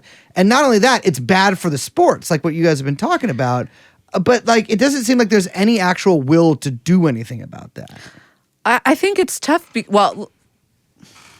Maybe before we get into that, I do want to talk about the media aspect of this because I do think that's very important. Much like the analytics Sure. story, like the kind of, the sports media complex has both centralized and decentralized, so much so that it's almost, I think it's like a part of I think it's a much bigger part of this story than just DraftKings underwrites a lot of sports media. I think it's there's a bigger thing happening. I always talk about Simmons because I don't know if I might talk a little shit here, but but he the way that how influential he's been and both the companies he's built, but the ways in which he talks about sports, I think doesn't get remarked upon enough, which is to say that like with sports media, like all other aspects of journalism, so much of it has been shut down and consolidated. You've got like two companies now. You got ESPN and The Athletic, right? That's like it, basically. That's the New York Times one. Yeah. And then outside of that, you have just a complex. I mean, there's others, right? There's Barstool and there's Ringer and whatever. But these are the big guys. And outside of that, you have this complex of content entrepreneurs, basically, like in any other market. Well, hello too. Like, you know what I'm saying? Like, but that's really, and that's across sports, it's Totally internationally, it's massive, and this is a story that's kind of happening everywhere. But what's happened is that as this kind of like all these social platforms that have arisen to let these like solo creators kind of do their thing, you have these like gambling adjacent personalities also filling the void. And like to kind of like bring it back to Simmons, like the ways in which he's talked about the sports kind of goes hand in hand with that fantasy stuff we were talking about, right? Which is like, it's always like, will this trade happen? Or can player X, hit Y points? Can, like he's talking about all different aspects that end up being prop bets like throughout his show. You know what I'm saying? And that has become a big part of the way in which he talks about and all the people around him talk about sports, which is like a kind of big parlay, from one thing to the next. And so it's like almost like the sports analysis itself has turned into its own prediction market. You know what I'm saying? Yeah, I used to actually say that, like, if you really want to, this is before legalized gambling, if you really want to get a take from someone, you should talk to people who put money on the games if you're actually interested in the prediction of, like, what's going to happen. Yeah. Because they have the courage of their convictions. They're not just out here, like, slinging takes. Now, to your point, I think the marketplace has shifted to a point where everybody has some amount of interest, money on the game, seemingly, in terms of what kind of content is being incentivized.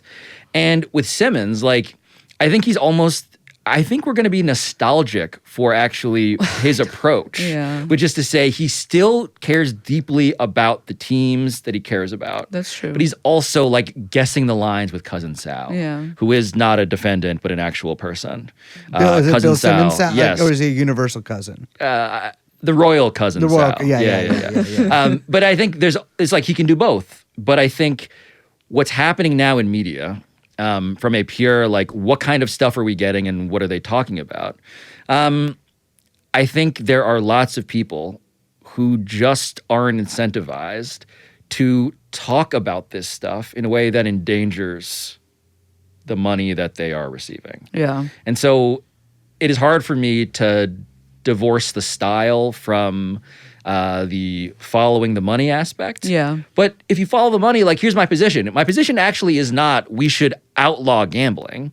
My position, like with the NFL during the concussion crisis, is simply, are we disclosing as scientifically precise and rigorously as we can what the actual harms are and what the actual odds are of the thing you think is totally worth your time and potentially your health? Are you informed as a consumer as to what you're watching and what you're betting on? And that goes hand in hand with regulation. That goes hand in hand with an actual governing body that has teeth. It's notable, by the way, that as the Kalshi and Poly market stuff is emerging, the prediction market stuff, gambling operators like DraftKings and FanDuel have withdrawn from the regulatory bodies that they have been a part of. They have said, we actually don't need you guys anymore. And so the question of, like, who is watching the watchers along those lines is an open question. But I do think federal regulation is essential. And I think that research into, like, what's this actually doing to people's brains is also essential. And then you make informed decisions about, like, hey, I want to drink this liquor. The NBA has an official liquor sponsor. I'm like, okay, that's fine, as long as we are regulating and age-appropriate-ifying what that product is. And if at some point we discover that sports gambling is more akin to crack than it is to Hennessy, then I am, at that point, totally open to saying we should probably just outlaw this. But don't we already know some of that stuff? Like, there was just that big, I mean, this is not specific to sports gambling, but I do think that there's a little bit of a slip that sometimes we're all guilty of, where when we're talking about this stuff, we're sort of talking about gambling in the abstract as opposed to how it actually exists on the personal device that we all carry in our pockets, which is, like, to me, there's something, like, qualitatively different about what happens in a Vegas casino versus what happens on your phone, even though obviously what happens on your phone is modeled somewhat after the computer games that they, Yes. all the shit that they have in the Vegas casinos. But what I'm saying is, like, having a pocket casino with you at all times that's advertised to you in all these different ways, to me, is, like, so different. Whereas I feel like a lot of people have these conversations and they're like, I don't get me wrong, I don't think gambling should be outlawed, like, as if it's this abstract entity. Whereas, like, we also know, for example, there was just that huge story about, all these internal documents coming to light about Meta and the shit that, I can't call it Meta, I feel so stupid. I know. The stuff that Facebook knew internally about how, Like the 17 damaging. strikes rule or whatever it was. yeah, its product that its own employees were referring to its company as the tobacco company. that it was saying like people are going to look back on this in history as if we were the tobacco industry covering up how dangerous our product is. And I right? think if I could wish for anything in this conversation, because the abstract is a refuge for lots of people who want to Yeah. defend gambling's legality, it is to speed run through like, so how lethal is this? And if there is that study that says that we are in the sort of like net way, if we are merely bleeding America's bros to death, then like I would like to act on that information. Well, I think that it's hard to disentangle gambling or like the gambling stuff from like the way so many other scammy financial products that have been launched in the past like 5, Right. 10 years, like crypto. I mean, so much of the like crypto shit, which also was really heavily like, you know, that Super Bowl that was like all crypto ads. Yeah. And then like zero the next year. By the but, way, like, the Lakers building is crypto.com arena. yeah. Shout out FTX The for all their GameStop guy, by the way, owns the Charlotte Hornets. yeah. The new GameStop guy? Gabe Plotkin, that guy. Yeah, That guy yeah. is now an owner of the Hornets. So this is both metaphor, but also literally what's happening to the sport. Yeah. But you know, before we were on, we were talking out there about how like it's like becoming more and more similar to like online slots, basically, or like to video poker, or not video poker, excuse me, like video slot machines. And I think like to me that's like so much of the NFT meme coin stuff was, which is like you buy something and you sort of wait there, and then hopefully you hit the button at the right second, and then you make some money, but most likely it's entirely rigged and you lose some. And to me, it's like all of this stuff is just like, I don't think, frankly, any of it is ever going to get really regulated or repealed, because there is zero, like the government right now, this is like the sports betting government, right? Like That is correct. Donald Trump Jr. also, our entire economy is a casino. Yes, right yeah, now. yeah. So this is kind of what's left. Yeah. Like we talk about, again, not to sound like the Atlantic, but like with the prospects for young men, even though I will say more and more young women are now getting into gambling, which is And really thank interesting. God. What are they gambling on?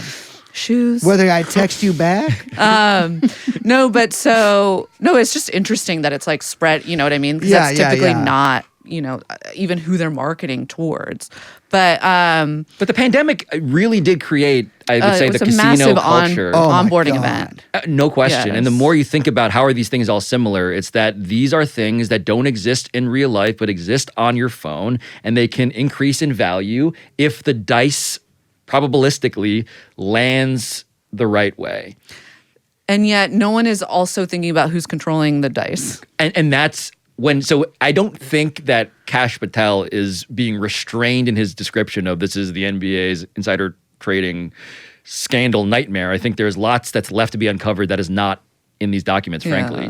But from a pure, like, you're betting on something that lots of other people have the actual edge on information-wise, and they're Right. winning and you're just losing money. Yeah. That is absolutely happening, both in the macro and the micro. I think about trading cards. Like, God, Yeah. that craze. so by the way, pandemic era, sports cards crazy. was how I, in some ways, got radicalized as a sports fan. I was collecting cards, and now the NFT was nothing if not a virtual card that they could just invent out of nothing and just sort of assign in ways that I think are, spoiler alert, rigged, such that some people got very valuable things, other people got just like whatever, nothing. But that whole market of there is a thing people care about. How do we create fake things? And how do we charge people money for them only to sell at the top so that when this whole thing collapses, we're not the ones losing money? Yeah. That's a story of crypto, of trading cards, of collectibles, of Labubus, of Sure. sports bets, of everything. Right. And yeah, the The prediction market of it all. Yes, who actually knows about this and who is getting rich before you even realize it? I don't think the regulators are coming to save us. I know, it's when Liz and I were talking about this the other day. It's like, it's interesting. There's no populist, like, I guess, messaging of like, we actually need to ban not just sports gambling, but a lot of things, which is maybe I can corner that market myself. But like it is like there is no all of the sort of populist upsurge or whatever which is so funny because so much of it is about like, oh, people are kind of being ground down and ripped off or whatever. So our solution to that is to offer you all of these other products that will grind you down and rip you off in other ways, right? I mean, with Trump's whole thing, it's like your fucking son is on the board of these fucking companies that are like just straight up. I mean, it's like how people call lotteries like this or whatever, like the stupid tax or whatever the fuck they call it, the poor person's tax. Yeah. Some sort of dismissive name like that. Like a lot of these betting markets are like taxes, like there's just an extra tax for morons, But also, I mean, this is what I was kind of saying about not, again, my joke on the Atlantic, but like, this is what's left for people. That's why there's no populist base for it, right? Yeah. It's like, you don't have, like, there's no fucking jobs, especially for young men. There are no jobs. Even a college degree doesn't guarantee fucking shit except for debt. And when you look online, like, you have, a couple options. You can either, moonshot, there's, your way to fortune through betting or meme coins or betting, right? Or you can become a content creator, which is another kind of bet and another kind of marketplace, get famous, or, that's it. Those are the two things. Yeah. Well, And there's a lot of those. crossover between the two, right? And I think what's crucial about the psychology of this is that these people, we are seeing specific discrete cases of people actually making money. Yes. So it's not like no one's making money. It's just that the probability of it, again, the fluency of probability, it's just so low that you think that your friend who hit that parlay is going to be you one day, not necessarily even realizing how much they spent and where they net out in terms of like, what did you actually at the end of the year wind up making or losing, even if you won your, 16-step parlay. And if you're like the number one Charlotte Hornets super fan and you are Shout out to that guy. And God bless. If you are there watching and you're like, I have an edge here. Again, like on a relative basis, you might be right. It's just, I mean, what you said about the pocket casino thing is worth, because I'm not somebody with a definitive policy proposal for what should happen here. Because I think regulation is important, but regulation is basically impossible to imagine. It's just not on the table. At this point. It's just not on the With this table. administration, it's impossible to imagine. What all of these gambling operators, the sports betting operators are doing is trying to get to giving Brace your roulette wheel in your pocket. Yes. That's the actual as little end game. friction as possible. Because as much as sports are popular, even more popular is the basic mechanism of press this button and you might get money. Well, did you follow the whole scandal with Stephen A. Smith and this like The solitaire. The solitaire. Sure. Do you want to tell Brace about this and our listener? But this is a great example of what view we're as talking about. Steven, but do I want to hear it? Well, What did he got do? himself in a little hot water. I mean, it might jeopardize your, role as his speechwriter in the next administration. No. Oh, I forgot about that. But a lot of ESPN personalities signed up for what seemed, I am told, like a straight-ahead marketing deal. There's a solitaire app.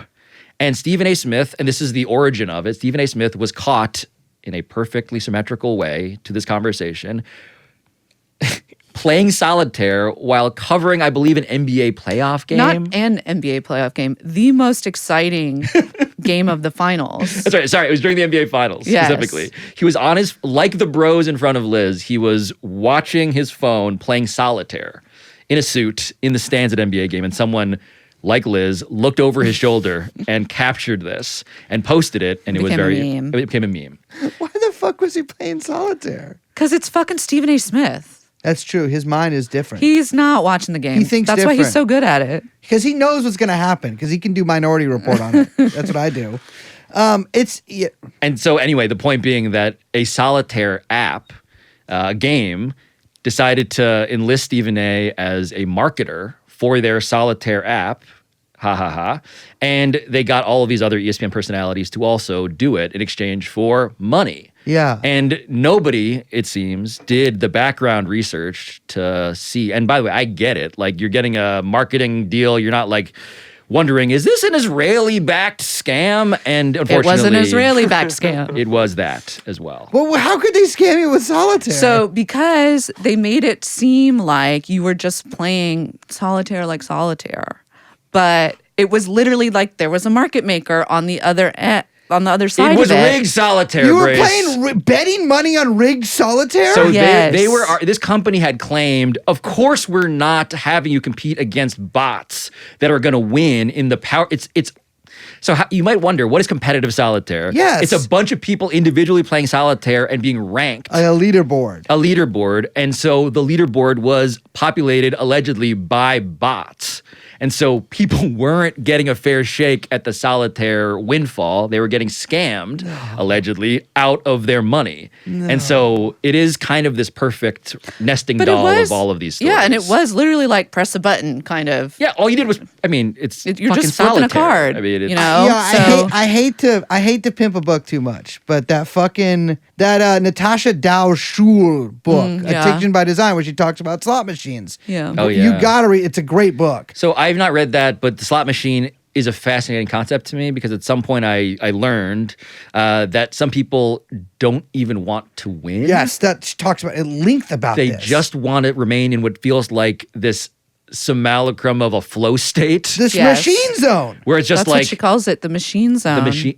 I dare say that we are all living in the machine zone. That's of why I think the course. book is so good because it's so much. I mean, she wrote this about specifically about gambling, but so much of it applies, and especially the stuff that they use that like the people who make these machines, and it's beyond just like slots. A lot of the book is about slots, but about video poker and a lot of these things too. Is like that all of these like techniques that they use are like the same ones that all of the apps, and I'm talking about obviously just like any app from like Facebook to whatever. the infinite scroll stuff. Exactly, but it also, especially the sports gambling apps, they use the same sort of logics that are used in slot machines to keep you like maximum time on device, to keep you from like leaving the machine, and it's so crazy because it's just replicated. I mean, this is when you talk about like how everything is sort of like a casino gambling now. It's like really is everything replicates the logic of. Not even like a casino, like the dumbest part of the casino and like of the slot machine, of just sitting there and like just hoping. And you know that like there's something, even though I've won quite a bit of money on a slot machine before, but obviously On account of your my skill. luck, yeah. My skill of luck that I have. And actually, you know what? I do know a guy who won $2 million on a slot machine, but What? neither here nor yeah. But I later unfortunately did get him fired from his job because I did make an Amy Schumer Holocaust joke, which he responded to and was fired from his You know job. what though? History vindicates you on that. That's true. That's true. History does vindicate, and it was a great joke too. It was a great joke. Yeah, not just on the humor level, but also on the factual basis. On the factual basis too, I was right. But it was really it wasn't about it was long story. But it's so crazy how all of this shit is just replicated further and further and further and further. And now it's just like in every facet of like of so much of what we do, but also in this. Liz loves sports. I love that Liz loves sports, and she is. And I say this, you do get sad thinking about how much gambling there is. Yeah, because I mean, it's not just like on a moralizing Right. No, I level. get it. It's like, because I think this, what makes like sports so thrilling is like the unexpected. And actually, like every bet is quietly a wish that the world be less random, right? Because what it is just an attempt to model everything. And that makes me really sad because I think like, what you're saying about everyone coming together and watching sports, I think that's true. But also it's like, it's so exciting to watch what you can't know. I this is where I will sound the most like McGruff the crime dog. Because I do think that the integrity of sports is paramount. It is. And that if you don't have confidence that this is being played fairly, then the whole thing doesn't make any fucking sense and we're wasting all of our time. And as somebody who is truly who has not only loved sports but made it his livelihood, the premise that we are actually just watching a rigged scripted event, the WWE, and cosplaying as journalists as opposed to actually being them, I think that that's not just depressing, it is the end of the cultural institution of sports altogether. Like, you need people to believe, and to unite both of your takes, you need the fan, the customer, to believe that the incompetence they're watching is genuine. Yeah. Your failure as an athlete, if it's not plausibly sincere, then none of this is worth watching. And that is sad. It is. I mean, I think that like there's a big feedback loop that I feel like I've been trying to map, not just here, but like in lots of other aspects of the economy. But like, and this is what I'm kind of getting at, is like how it's affecting the way that we watch sports, which is what gets me really sad, is that like you have this, it's like data models the game, and then gambling monetizes the data. Then in turn, the league tunes the game toward what the models and the markets reward, which we've seen, like in the way it's changed rules or the way that it incentivizes certain, certain kind of contracts, or the way it's partnerships, or the way that games are called. Like, there's so many little ways that in which the league does this. And that, in turn, like the models become like cleaner and more confident as they're being like reinforced. And then the fans, like, you start to treat these models and the odds actually as the real thing, right? Because when reality diverges from the model, and we do this throughout, like the instinct is to say, well, wait, what's happening there in the real world is wrong. Like, the models are right. We see this in microwaves, like think about with elections, right? Where people are so confident in something, and then, something insane happens and no one believes it's true. And so it produces this paranoia that you're talking about, right? It's not just a nihilism, but a paranoia, Yes. because suddenly you don't know what to trust and everything is suspect, including the unexpected, right? And at that point, like, the game itself effectively becomes a kind of like underlying asset for everything else. And so like the emotional and financial action is actually in the derivatives on top of the game. And you see this with players. I mean, I think about this a lot, and you've seen players come out and talk about this. Like, Halliburton has talked about it. Jalen has talked about it. They're mentions now. Yeah, I mean, but because the players are now being treated as basically assets themselves. Like, they're just financial instruments because they are. Like, yes, they're not getting yelled at for fucking up a fan's parlay. Totally. And like, they're just like a bundle of projections and props, like, define how they perform, not actually what's happening in the game and all of the different considerations that go into that, right? But like, what numbers can effectively be pulled out, bundled together, packaged into a fucking asset. And, they just exist now as collateral for someone else's risk.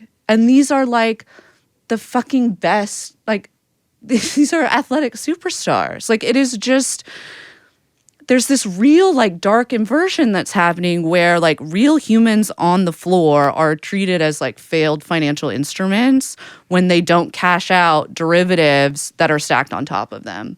And it fucks with my head when I'm watching this shit. And it's just, how did we fucking get here? It does feel subprime. Yeah. The whole thing kind of feels like it's teetering when you put it in those terms. And I don't know if you can undo that. I know. It feels like you have to push through it, but I don't know how. I will say, on the bright side, one thing I do think about, I do think that the Premier League has cleaned up a lot of the stuff. So we should say, like, in England, they have had legal betting for a long time. Yeah. And they have survived.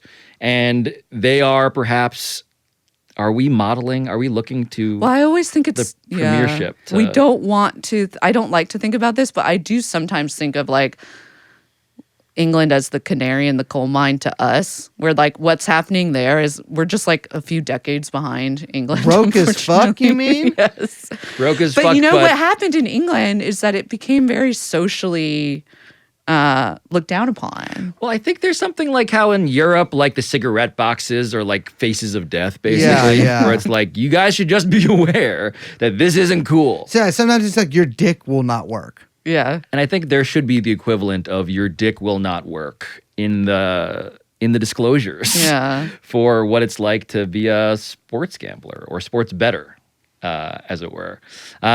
But yeah, look, if you look at English soccer, you have deep-seated corruption. Oh, yeah. But also you have this culture that has survived in its intensity of fandom, the derivative-based pressures of the conflicts of interest that you've just described that the NBA is currently grappling with.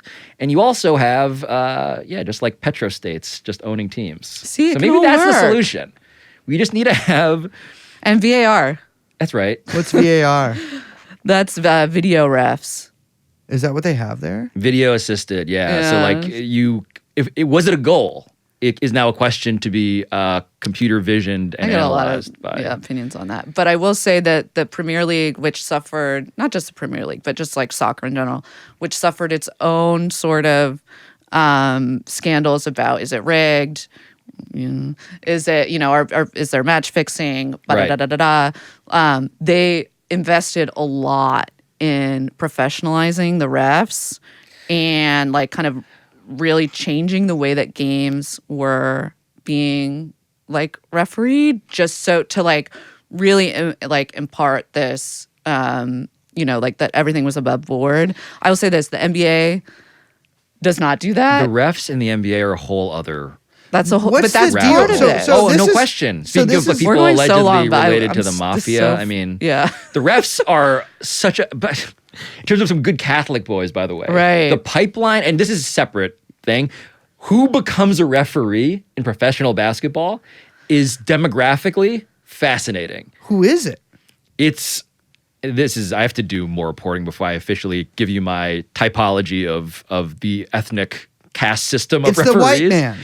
It's a lot of dudes who went to Catholic schools who are from like the Tim Donaghy scandal. From one town in Pennsylvania. There's just a lot in terms of the Tim Donaghy scandal, which was a corrupt referee and what he was doing to fix games, actually, to your greatest fear, Brace. And who and what he comes from, the stock he comes from, is a bunch of, again, dudes that don't have a ton of oversight, that are seen as like the last sort of like bulwark against corruption.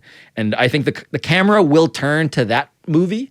We're just not there yet, but I think it's probably pretty imminent. What the league needs to do is a sort of commissar system for referees, where they have sort of like they have the referees and they have their sort of chain of command or whatever, but then you also just have like somebody who's can execute a referee sort of like on the spot if they're clearly like calling too many fouls on Jalen, for instance, which I did see at that game. And the foul thing is interesting because it he seems fouls every play.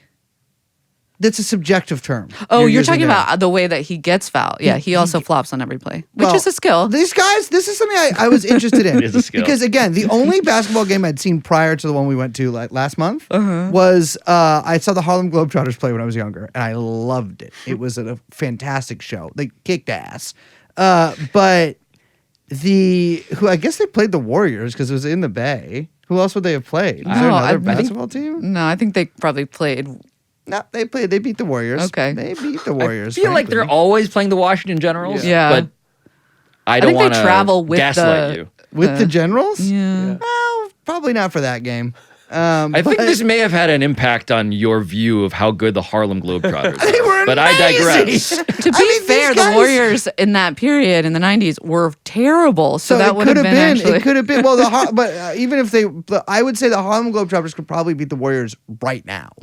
But Oh, certainly right now. one thing If that I you run noticed, those models, they are they defy the strong models. favorite. They defy the models. But when we went to that game, all these guys would like get fouled a little bit. They go, oh, they make these. Is this normal? Like these guys get like jostle a little bit, and then they make these exaggerated kind of Looney Tunes things where they like hold their foot and like Yeah. dance around and stuff. well. Now we're looking back to Europe because in Yeah, no, I European was gonna say soccer, soccer. this is Not how just you. European. Oh, well, fair. In world football, performing the harm visited upon you is a key part of the game. Interesting. Oh, yeah. And so now with the NBA being increasingly globalized, there has been a criticism, especially for like the Europe. I guess that's not true because Jalen Brunson does this, James Harden does this, but like Luka Doncic is Slavs. We got a Slav. We got a Slav. We got a Slav. We got a Slav. Thank God. Jokic flops a little bit more than he gets credit for, too. I think that there is something to the skill of basically doing a slip and fall in front of a car. Yeah. Where it's like you are basically about to die until you get the foul, at which point you get up and you're like, thanks. Yeah. Do they have coaches that like acting coaches who sort of teach them how, or like miming? I feel maybe? like they do in like soccer. I really feel like they do. It's so funny. Like it is really. I will say the Brazilians have like perfected it. It is shocking the lengths that they go There's to. an operatic kind of. It is operatic. So in some ways, I kind of enjoy it, even though it's like it's so funny to watch. But what's funny about it with the NBA, you're saying, and coming from the Euros, is that actually like the Euro League refs the games so differently. They're very physical. They're very physical, but they also don't call as much. And because there's, they allow a lot more physicality. And so it was really funny during the Olympics. This is why it was so great to watch, because they play the Olympics under Euro rules and they have Euro refs. And so you're watching these like European teams really excel under those rules, and the Americans having to kind of adjust because they're not getting like, famously you had like Joel Embiid out there who himself perhaps known for his great flopping. But some of that is just his kind of bad knees, I think. That's my opinion. Joel Embiid has, speaking of he's learning. He's a big boy. He has been, so this was a story that Joel Embiid was taught how to fall. This is what I'm talking about. To protect his knees, So, right? but and his so hips, he had some like, again, biometrically informed, physiologically sophisticated trainer teach him how to do like judo falls. Yeah. That was framed. This technique was framed as he's protecting his knees. Everyone else was like, this guy's being coached how to flop. And so this is... They like But it bring in also like turned into a 90-year-old thing. French clowns to like teach soccer teams, like the one that, Basketball is okay. Yes. Comedy is more difficult. But like, and be like, this is how you do it, do this. So I have a question because we got to wrap up soon. I know. Who's the worst professional athlete in America right now? Across sports? Across sports. Or you can do by sport if you want, but surely. Like, who is like That's a lot this of people guy to who's pick like, from. who could I beat? I could probably beat a lot of dudes. Pause.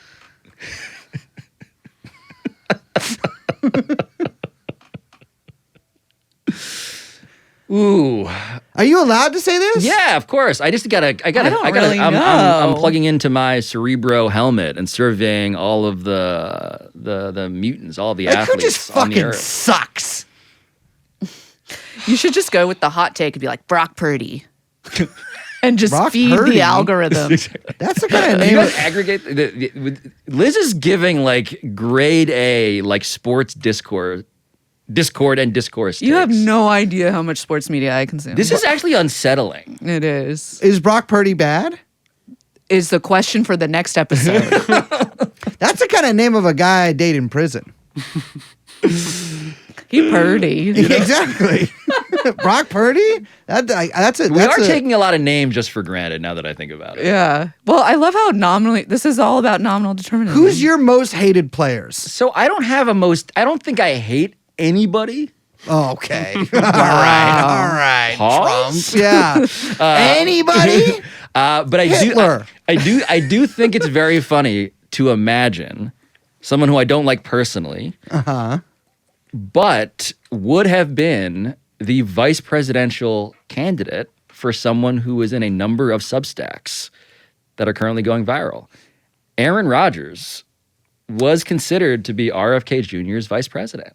And Aaron Rodgers is the quarterback for the Pittsburgh Steelers. He claims he is married, and there's this whole other subplot right now in which no one on his team has been able to identify the existence of this woman. He's got a hidden wife? It Brock does Purdy. feel like it is a very, and first of all, how have you not done an episode on this? I have been, it's probably the biggest word in the word cloud that is my inbox. Yeah. Is Aaron Rodgers' fake wife. And I will confess this to you guys. I think he's laying a trap for me. I think he's waiting A reverse for some. Tua. I think that's exactly right. The thing that's interesting A about reverse manti. Yeah, the reverse. The interesting thing about Rod. Well, there's a lot to say about Rodgers, but because he was dealing with beard rumors for most of his I think career, those especially with rumors- Olivia Munn. I think those rumors in sports are not as loud as you would think. Okay. But they are screaming in my ear. Yeah. Those rumors all of the time. About Aaron specifically? Yeah, and there was always weird shit. I mean, some of that was with his political turn, but his relationship with his family was always very fraught, and there would seem to be that's he documented. never Yeah. he would not really talk to his family. I don't know. There was just some His brother Jordan was a bachelor on The Yeah. Bachelor and is Yes. now an ESPN analyst. And so it is extraordinarily messy. Yeah. now Should that I continue deploy to- one of my stable to go after him as a honeypot? The players and player adjacent people in sports media also is out of control. What I do you gotta mean? say. I think we got to keep them separated. You gotta keep them separated. I am not about the player revolution in sports media. There's been I would say if there is an opportunity to bet in a prediction market way on whether we'll have more or fewer athletes 10 years from now doing microphone talking stuff, Yeah. I Yeah. would say take More the and under. more. I You just think less? You think? just because I think You think they're gonna write it into the contracts? no, I think there's just gonna be a market correction. People are I think there's just too many. They just suck at talking. But 'cause they here's the have- thing: it doesn't need to be successful for them to keep doing it. We can't all be, I guess, if you're an athlete, they can't all be Michael Porter Jr. Can we? Okay, We can't bring that up at the end. we I'm have to talk tired of about it. him. It's not the end. It's just the beginning of Michael Porter for me. So this is how, of course, I was so excited to send this to you. how do I say this in a way that is not? Is he Is there a law against people who are simple from playing sports? Is there a legal limit for a guy before they're you can't play? I'm gonna tell you, having covered sports for now 20 years, that if anything, there's the opposite. It pays to be I think it's actually a psychological advantage. I was actually gonna. This is what is the thing I got. This is I might just play this right now because I actually it's something that I've been mulling over a lot.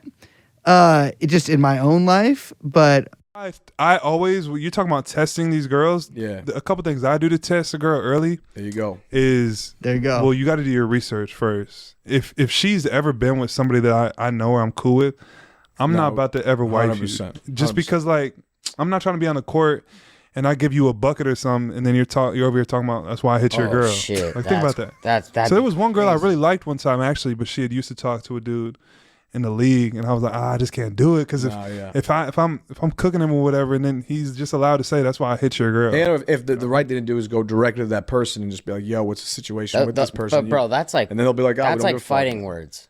That's why I hit your girl in the middle of the game, bro. That's That guy's- wild, bro. That's gonna be a bet. That's one tough thing I do, game. and then the other thing I do is I need to see a little bit about their beliefs. So I'll I'm not saying I'm a misogynist or anything, but I'll throw on some and see how they react. Yeah. Or Why I'll, was Andrew it Tate bleeped? from, like 5 years ago? or I'll Andrew Tate. bring up conversations and play devil's advocate just to see how this girl thinks about certain things. 'Cause if they're Okay, too, wait. Can I say three things that are amazing about that? One, they bleeped Andrew Tate. yes, They did. That's what he was saying. He Yeah. was like, I show him Andrew Tate to see the reaction. I love a guy who's saying, you got to do your own research, and I'm just gonna play devil's advocate. Yeah. That's That's such Aaron a Rodgers, by the way. That's I relatedly know. Aaron Rodgers. I love I know. Aaron. I will say two things that I've observed. Number one, I think your audience deserves to know that he was talking to at least one Nelk boy. He was talking to Steiny. to Steiny. To Steiny. Yeah. Excuse me. The second thing, Albanian Bruce, Flappy, Steiny. Steiny. These are important to keep track Well, of. no, Steiny, unfortunately, we do have to claim him as he's an Anthony Schneiderman in this story. He is. The second thing is Michael Porter Jr. is dressed like Nicolas Cage in Con Air. Correct. That is correct. He seems to only wear he wife does beaters. seem that sort of does seem to be his adopted uniform is the wife beater. I really enjoy his the clips that go viral every 3 months where he says just like the worst thing that you could possibly like say on any given topic. But I think that what we need from him now is I want him to talk about the Olivia Nezzi story. I think that Michael Porter Jr. would have great insight into what's going on. They got to take these sports pundits or these athletes turned whatever sports broadcasters out of sports and put them into politics. There should be a foreign exchange program. Yes. Also, they should let that's you guys cute. play like sports. a Freaky Friday. They should do a fucking- Freaky That's Friday. right. That guy in the Pentagon press office, Yeah. he should have to cover the Nuggets. Yeah, exactly. But also, like, have you ever thought about, because you're like a sports journalist, have you ever thought, like, I could fucking do that, dude? Like, you've seen, like, a play and you're like, maybe I should. If you're asking if I've ever summoned the confidence to do what you do so easily and dunk a basketball, the answer is unfortunately not. We'll get you there. Pablo, thank you so much for joining us on this episode. Liz, I will tell you, I felt like I can't talk. She talks to me about sports and I just say, that's amazing. As You it love should that." be. As it should be. I know, but it's nice to have somebody here that she can talk to. You know what? I'm glad to be here to hang out with you guys and also be watched by the camera inside of this line. Oh, yeah. Sorry about You that. can, where can they find you? YouTube. Pablo Torre Finds Out is a show where I use journalism to solve sports-related mysteries. It's also a podcast if you don't care for video, much like this show you're listening to right now. Pablo, thank you very much, and we'll see you on the court. That's my new sign off.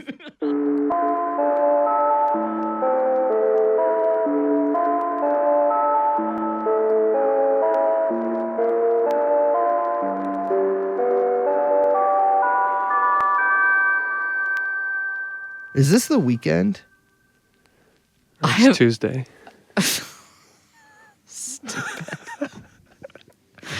For our listeners who can't tell because they won't be able to hear it, there's some happening crazy again. ass music coming through the walls. This happened in our old studio too. Remember the old studio, guys? Yeah. Yeah, I don't want to talk about that. This has been a long. Because of the incident. This has been a long one. We should wrap it up real quick. We should wrap it up. I'll tell you this. If you like this show, if you don't like this show, Which one? the one that we are doing this very second. Oh, okay. If you hate me, if you like me, if you love me, Hit the tip line. hit the tip line. No, don't hit the tip. No, but do hit the tip line. We do have a tip line episode coming up. Oh yeah. And we do need some good tips. But no, I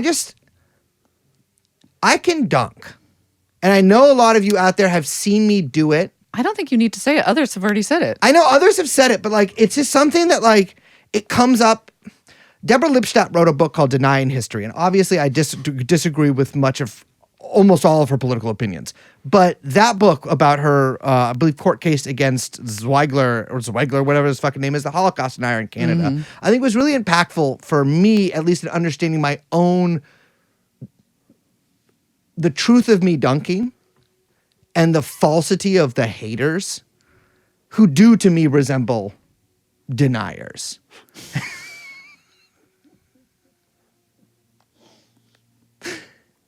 This is terrible. It is, and it is. It should be a crime. It should be a crime. But I'm just gonna say, in whatever venue you can find, if somebody says that I can't, just correct the record About anything. about anything. But with that being said, it's so nice to be back. It is. I'm Braze. I'm Liz. I'm producer Young Chomsky. And this has been TrueAnon. We will see you next time. Bye-bye. Let's go shoot. Jeffrey Epstein. Let's go shoot. Jeffrey Epstein.